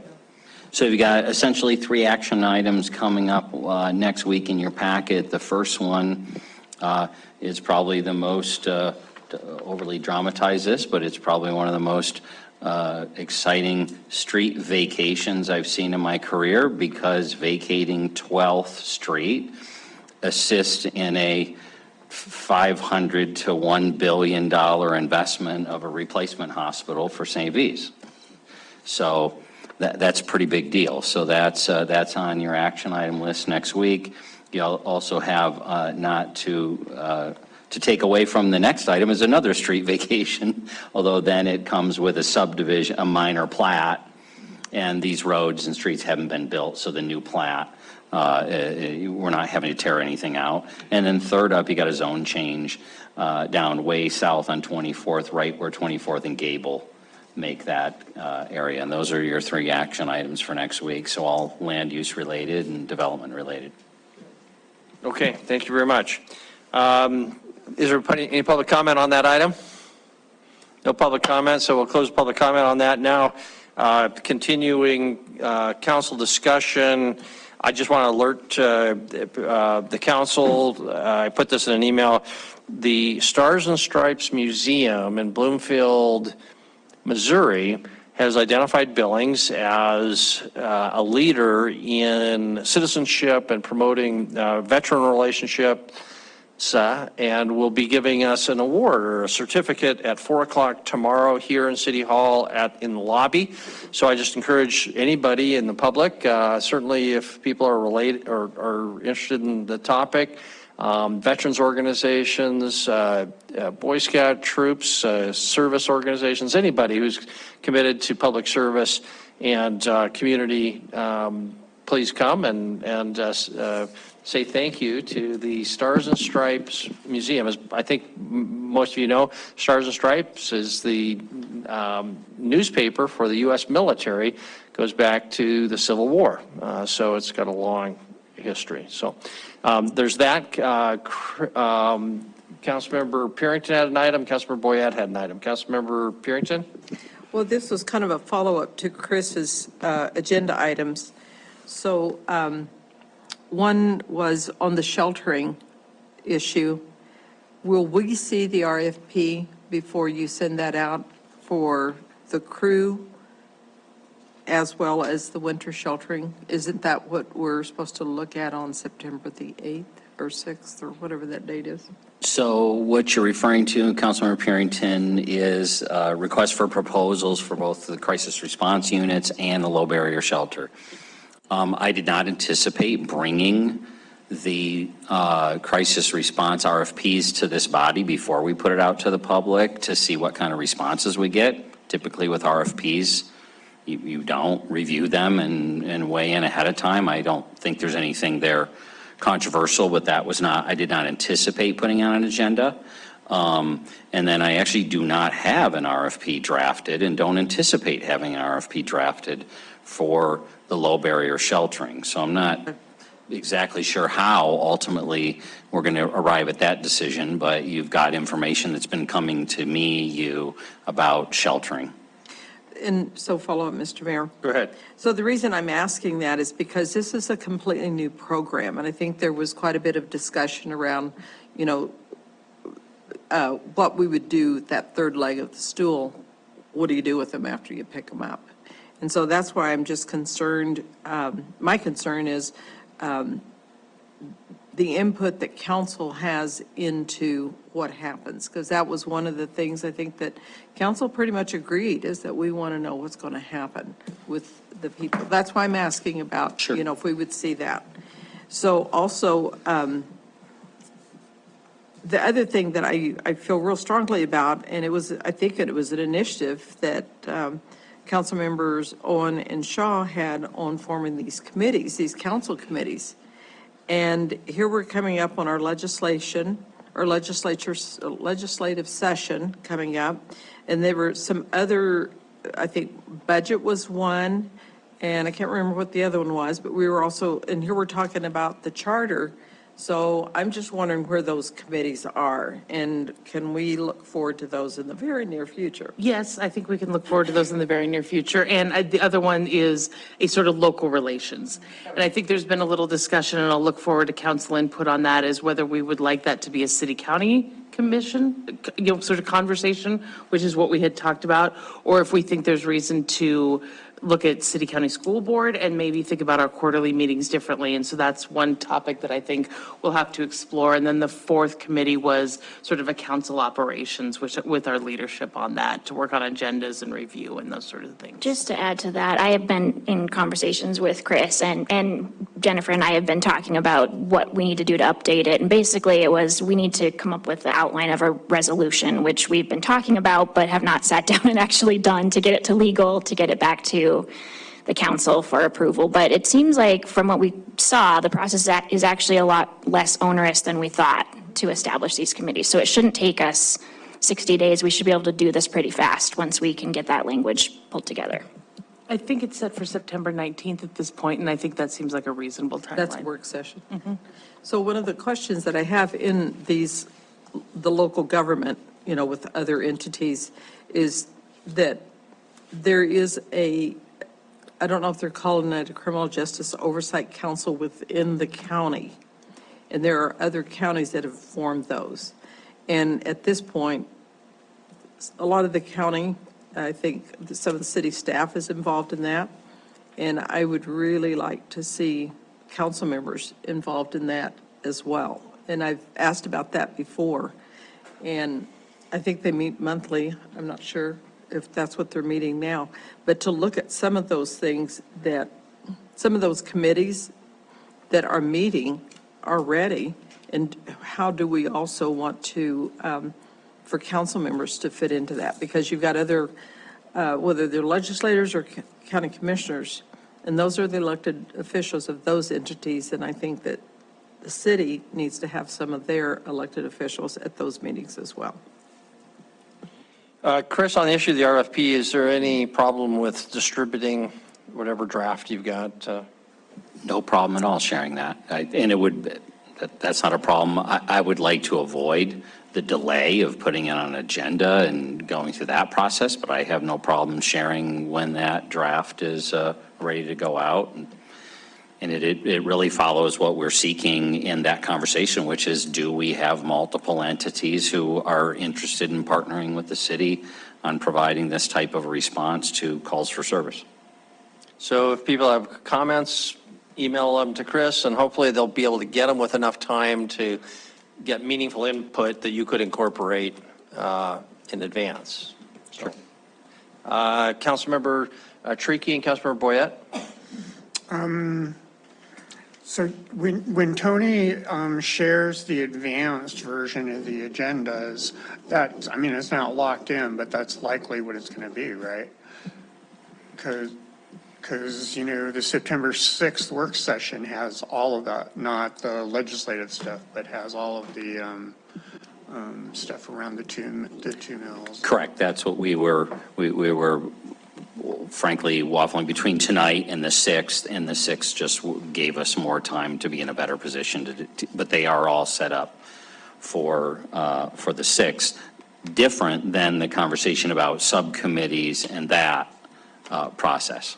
But with the draft that you're looking at, Councilmember Chiriky, is what every Tuesday the leadership team goes through, makes adjustments and tweaks to, and obviously the closer that is to actually the week that's in front of us, the tighter it is, and the further out it is, it's a place, sometimes it's a placeholder, and other times it's a really hard target that we want to meet because we're planning out the rest of this year. I mean, we're already into late November as to some of the things for your work session discussions. Councilor Boyette and Councilor Ripsis. Thank you, Mayor. I was the one that volunteered to look at Chris's review. I never did like parts of it over the last 2 years because I couldn't determine how it was done. So with the help of Carla Stanton from the HR department, Chris and myself, and a lot of other documents, we came up with 3 new documents that I'm not sure where we go with it now. HR's approved it, Chris has approved it. Is that all we need to do, or does the council need to say, yeah, that looks okay, or we want to tweak this or that? My reason of bringing it now is I want to get this over with, hopefully this month, because there's a time frame for his review that you just don't wait until the last minute. You need to do some stuff beforehand. So I'm ready to give it out to everyone. I would recommend you just send it to the council, and if people see something they would like to change or add, send it back to Councilmember Boyette. Does that work? Okay. All right, you got a plan there. Councilmember Ripsis. Thank you, Mayor. I wanted to talk about the 2 things that we had lots of public testimony on tonight, and I'll start with the one, and if there's discussion, great, and I'll come back to the other one later. But I find it very frustrating, as I'm sure you all do, whenever we have community members come up here and say, there's a problem in our neighborhood, there's crimes going on, and we're not getting any response, and we just don't feel like we're being heard, and what do we do? I think when something like that comes up, we need some type of rapid response team, cross-disciplinary, whether it's the police department, the crime prevention center, the code enforcement, everybody to the table with the neighborhood, with any kind of community organizations, the neighborhood task force, local businesses in the area, churches in the area, whoever, get them all together and let's get these problems addressed, like quickly. Because it's just coming up over and over and over again. It doesn't matter if it's the Skagit properties on 27th or this Dorothy Lane issue. We've got them all over the city, and we have to be able to have something where people feel like they're getting heard. And it's just so we've only been on for 6 months, but how many times have we heard this in the last 6 months? And Chris, I know you guys are doing a lot behind the scenes, but I think we need somebody to take the lead and say, this is what our approach is. When a neighborhood comes to us with this type of concern that's going on in their neighborhood, we're on it, and this is what we're bringing to the table. Can it be clarified for me, am I off base, that we had a community meeting on this neighborhood, the chief of police, so I'm like Councilman Rowan, I was not able to attend it, but please. So I fully agree. What we did when we started seeing emails and conversations about the Dorothy Lane issue is we just held a small neighborhood meeting with the neighbors. Victoria helped us draft a postcard, which went out to all the neighbors. We encouraged the neighbors to go door to door as well. We had a meeting. Roy and I were there. Ed and Kender were invited. The mayor was not able to attend. We had the county attorney's office there. We had 2 legislators there. We had code enforcement. Chief St. John led the meeting, and we had County Commissioner Dennis Pittman there as well. So as well as school board member Teresa Larson. So we were able to have all of the relevant jurisdictions there to discuss the issues. Since that meeting, the school district is working on the bus stop situation. Code enforcement is continuing to see how far it can stretch its wings to address some of the issues in the area. You know, the law enforcement side of it continues to be the challenge. We seem to be in a bit of a gray area on enforcement, which I think is frustrating to everyone. And it's what you're hearing tonight. The frustration that there's too much discretion, not enough patrol. And so those are longer term issues. But that's exactly what we did. And I think for us in the Heights, and I think around the community, it should be the first of many such meetings. We are coming up on a year since the public safety mill levy was passed, and it's about time to give the community some updates on what's been accomplished and identify where these hot spots remain around the community and really have this sort of SWAT team approach. So we, I think, took a stab at it. There's lessons learned. Roy and I took detailed notes and tallied up some action items because there are many things that we can do, but I think most of the elected officials felt like, you know, we had to put some thought into it to know what to do, and we should be better at that. And can I ask, how many days ago did we do that public meeting? Wasn't it about 10 days ago? Yeah, about 2 weeks. It was within a week of when we really saw the chain of emails come into the And council. so all those people came together, that public meeting took place, and in defense of Chief St. John, I in my 4 years have seen no evidence of what I heard described at this podium, that the chief has somehow decided this is not important. He's irritated that neighbors brought this up, and therefore the police department is sitting on their hands and code enforcement sitting on their hands and not doing things. Appreciating the frustration that people have, that they want to see things change, you know, immediately, or that they can outwardly see. We have to follow, you know, processes relative to being able to hold them accountable in court and otherwise. So I'm as interested as how we do it. It is a sensitivity. I don't want to ever sit here and call a citizen out on a public comment and say the accuracy of it or not. But yes, no, as a staff, just this morning, we met our core team as to quarterly reports, next one October 1st, for how we coming on implementation of the public safety levy. Yes, it's been almost a year since the vote. No, we've not collected $1 yet. It will come in this fall. We are implementing, we are launching, and so I do, you know, we do owe that to you, and just today was another follow-up on, okay, we need to be reporting on to you what we talked to the public about that showed them it was so important that they support the public safety levy. What can we report on there that shows progress or status, as well as what are other statistical, logical things that the general public and the council is going to be interested in to see, are we progressing, are we stagnant, or is the situation getting worse?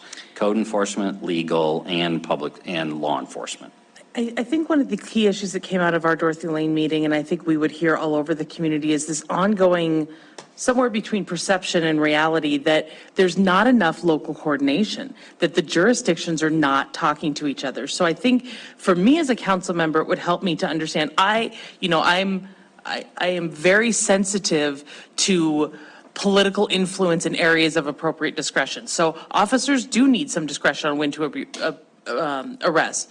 Prosecutors need some discretion on when they file charges. I don't want those to become political pressure points. But I do want to understand how our entities are coordinating together. There's some fact finding and some information sharing that can make both arrests and prosecutions more or less important, than just the merits of the particular case. And I think what citizens are saying, and especially as we're asking for tax dollars to do more public safety, all of the relevant jurisdictions need to be talking to each other, not just at the leadership coordinating committee level, but really on the ground, so that we know that neighborhoods like Dorothy Lane aren't falling through the cracks. So on that topic, Chris, maybe it is going to be time for another meeting about Dorothy Lane specifically, or written communications, just so that they know somebody is listening, because certainly we're sympathetic to Councilmember Rips's point that we just sit here. And we don't want that perception to be communicated when there are a lot of players. In the case of the Dorothy Lane, I think people know this probably, but if there are new ongoing crimes, and that is the allegation, that's a police enforcement thing, and that's our role. But there's also the reality that there are past crimes or alleged crimes, and arrests that have already been made. And those are in the hands of the county attorney and the judge who's reduced bail on the prime offender. So there's pretty much everybody has a role in this one. But maybe we can put them together with the community for another meeting just to ask for an update, and I'm sure they would appreciate that. But the county attorney or the assistant county attorney involved would have to play a major role in that, because a lot of it has to do with how those existing criminal charges are being handled. I don't know the details, of course. Lots of hands. Councilmember Treaky, Purington, Ripsis. And then, Council, let's try to wrap up. Oh, all right, Councilmember Neese.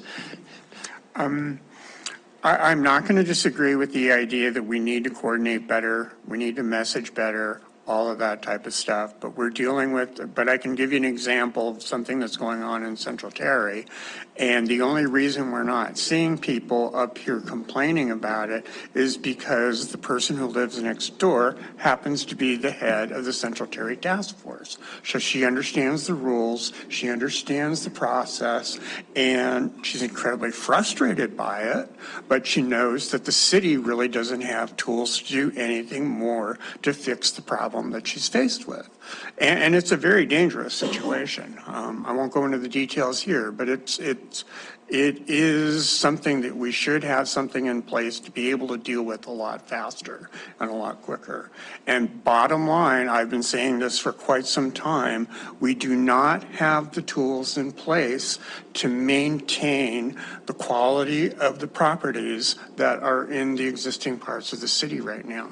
We just don't. In this case, the person got written up, didn't show up for court, and was told that if he didn't do something within 30 days, we were going to go in and start removing the stuff that was on the property. Well, within those 30 days, he just kept bringing more stuff in. And we don't have the tools to really effectively deal with this stuff. The situation with the Colonial, that's another really good example of it. So we at our level really need to be looking very seriously at that documents that you sent around a little while ago, Mr. Mayor, and stuff like that. We need the tools to effectively take care of the physical parts, the residential physical parts of our city. Thank you, Councilor Purington, Ripsis. So Kevin, this is a question for you, just because of your background. Are you aware, whenever there is, and I'll just use the Colonial because it's pretty public, that if the police go and they realize that there's meth has been used there, and just like this gentleman said, and I've talked to DEQ, is that law enforcement goes to DEQ, reports to DEQ that meth was found in the structure. So DEQ goes in and tests it and whatever. And right now, the last two sessions, legislative sessions, they have not made it mandatory that the property owners go in and remediate that property. But going back to the very beginning of that, do the police report to DEQ on a regular basis when they know that meth has been, whether it's private property, whether it's motel, whatever? Councilmember Purrington, to my knowledge, no. I mean, I don't remember a time when the police reported directly to the DEQ unless it was a lab situation in a physical structure somewhere. Then it was reported, because there were some, proper protocols that had to be dealt with. But, either the arresting somebody out of a house with meth or something of that nature, I'm not aware that gets reported directly to DEQ. Well, that's one of the things that I'm trying to work on too, through legislation, is that we make it mandatory, that especially with commercial buildings, hotels, motels, they're going to be the ones that are going, nope, not going to do that, we don't want to do it. And I think those are the ones that probably stopped it in the years beforehand. So, and DEQ even admitted, well, if you start doing it, we don't have the staff to, to go around the state and do all of that. But, and to Danny's point, I know we've talked about public nuisance and, private property and all that, but if they can take your property because you got junk in your yard, then I don't know why they can't take your property whenever there are criminal offenses being committed time and time again. So I agree. I mean, still working on some stuff, and whether or not it makes it through, I don't know that we can do a city ordinance. That would be, something that we need to talk about. And I know that you guys are looking at it too, Gina, on your level. But anyway, I think there are some things that we can do, and if the state doesn't do it, maybe we can do it because we're self-governing, right? Oh, okay, thank you. Councilmember Ripsis, Councilmember Neese? Thank you. Just real quick, I want to say I love the approach you guys took to help with this. If there's a way to formalize that and publicize it so that everybody across the city can, when they've got a problem, they don't have to feel like they've scrambled for months just to find the right person that's going to get this thing kicked off. I think it's going to be a big win. So if that's Victoria, they can publicize that, or whatever we need to kind of formalize that structure to put that out there for people. I think that would be very helpful. Thank you, Councilor Neese. Thank you, Mayor. I got a couple of items. One is, I'm bringing this question on behalf of former Councilmember Friedel, who's now in the state Senate, but he asked about when we're going to change our ordinance for the judge. I think our ordinance is out of date due to the new state law, and I know, I think there's section A and B, and section B needs to be stricken or something like that. Do you know when that's ordinance change? I actually have that drafted, and it's been drafted since the law came into effect. We talked about it right away to discuss if we wanted to try to get it, to rush it in as soon as the law was passed, because then it became effective April. But we weren't ready. We didn't have space. There was nowhere to put a judge, so we didn't push it through. So the ordinance is drafted and it's ready. So we can bring that in at any point. Is there ordinance, and I read it, but I don't remember, is the ordinance to be like we have one judge, or is there any way it can be written to where the council determines the number of judges so that we can then go out to the people to have that elected? Otherwise, do we have to change the ordinance every time we want to increase a judge?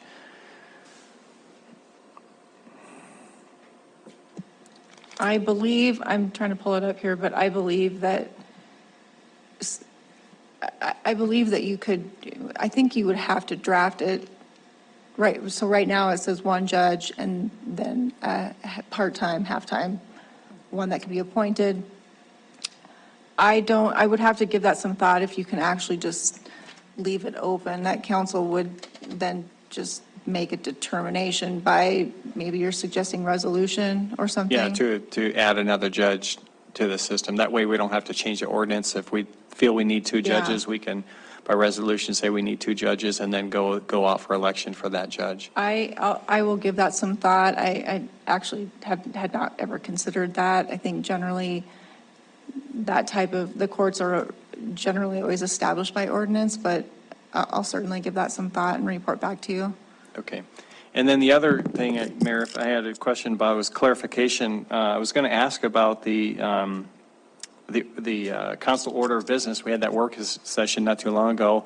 And sorry, Gene, I haven't got back to you yet on those ideas. But then I heard Councilwoman Owen mention that there's a committee that's going to address some of that order of business and agendas and stuff like that. So should we be waiting on anything on this order of business that we're looking at changing until the committee is formed? I'm not really sure why that would be necessary, but maybe I'm missing something. Okay. In what they're doing with the committees. Okay. All right. Thank you. Just want to make sure we weren't making some changes now, then the committee would make changes later. Thank you. Okay, thank you. Councilor, ready for public comment on non-agenda items? Councilor Rupsis.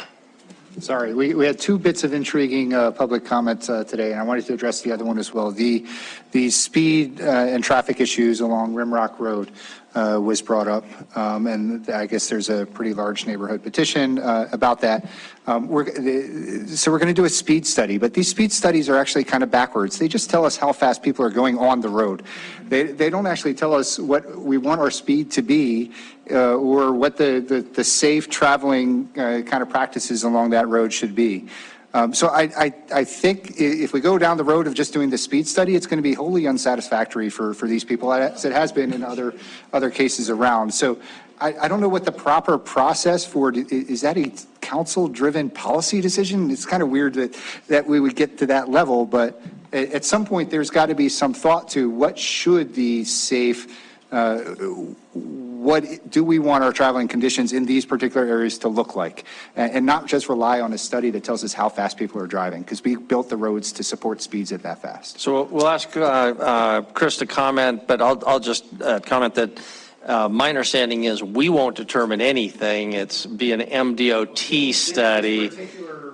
Yes, and your point is very well taken, that typically these speed studies just judge how fast people are going and set the speed limit based on that, not what you want it at, which is often something less.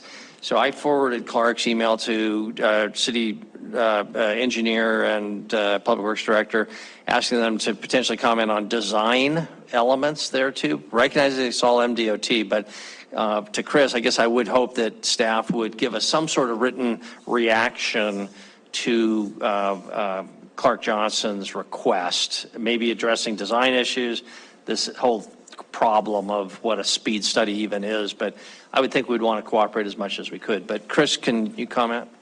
So Debbie texted me at 5:35, so she was watching as all the directors are kind of paying attention. So yeah, we got a multiple combo straight here. That's one question relative to county and MDT. And yes, you have a frustrating process I've watched for decades relative to how do you do speed studies, and contrary to the popular perspective that we set up speed traps and can set these things up, that's not how it works. So I'll have Debbie, we'll probably the weekly will be the tool that we'll use as far as communicating just process and how we do that. And if ultimately we want to have a public conversation here on a work session night, it really is about development and design. And I would emphasize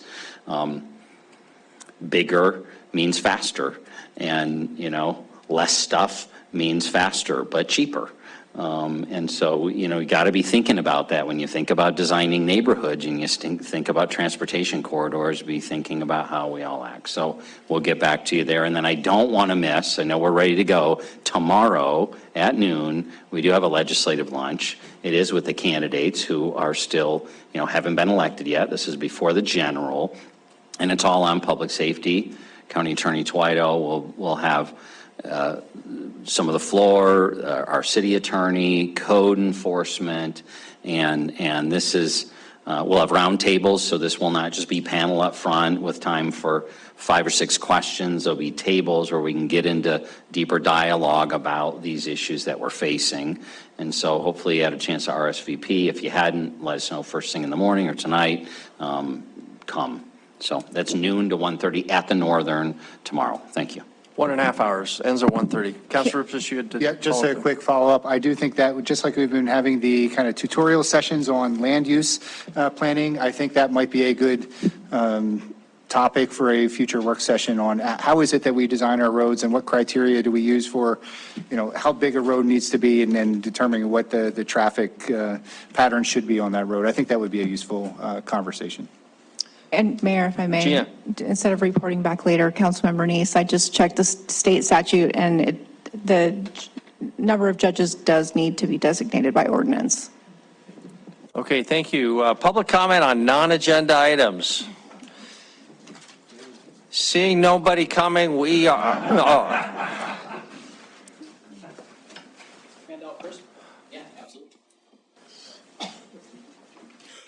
So while that's getting passed out, I'll just be quick here about the butterflies and the birds, but I think, wasn't that a conversation we had about when you first showed up and about how terrible that ditch looks?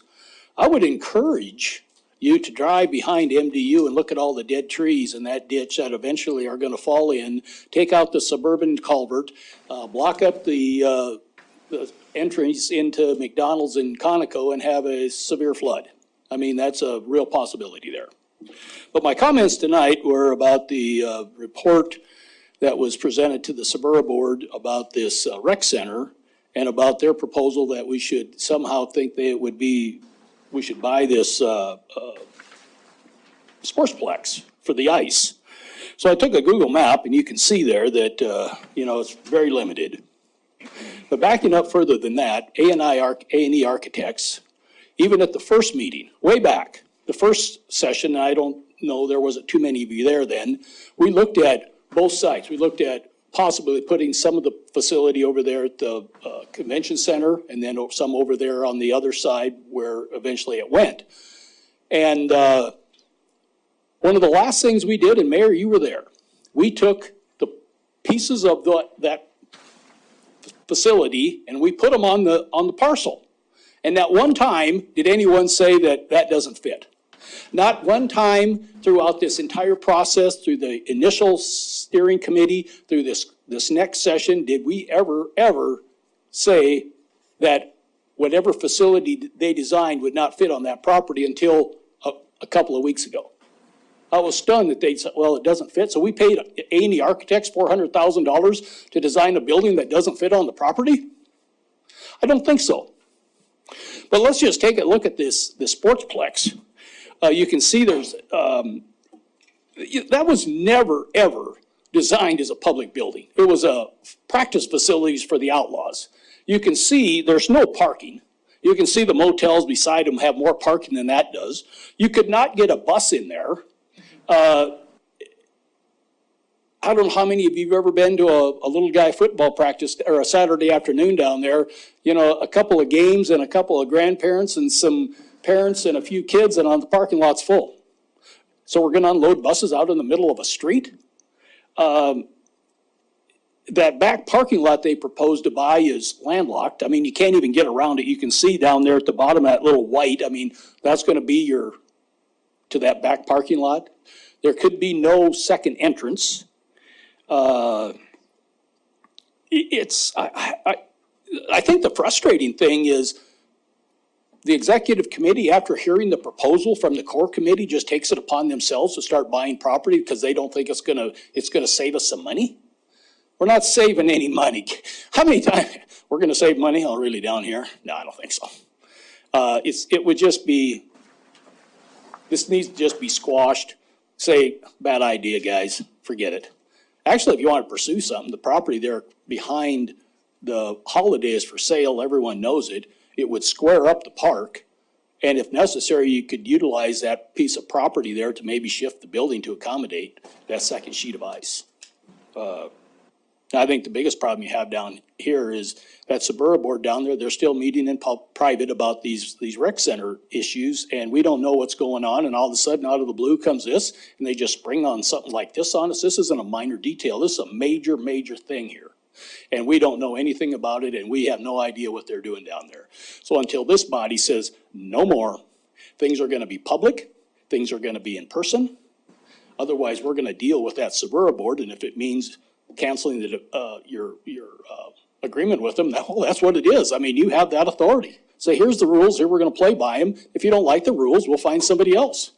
And that's the way it ought to be. We wouldn't be having this conversation tonight.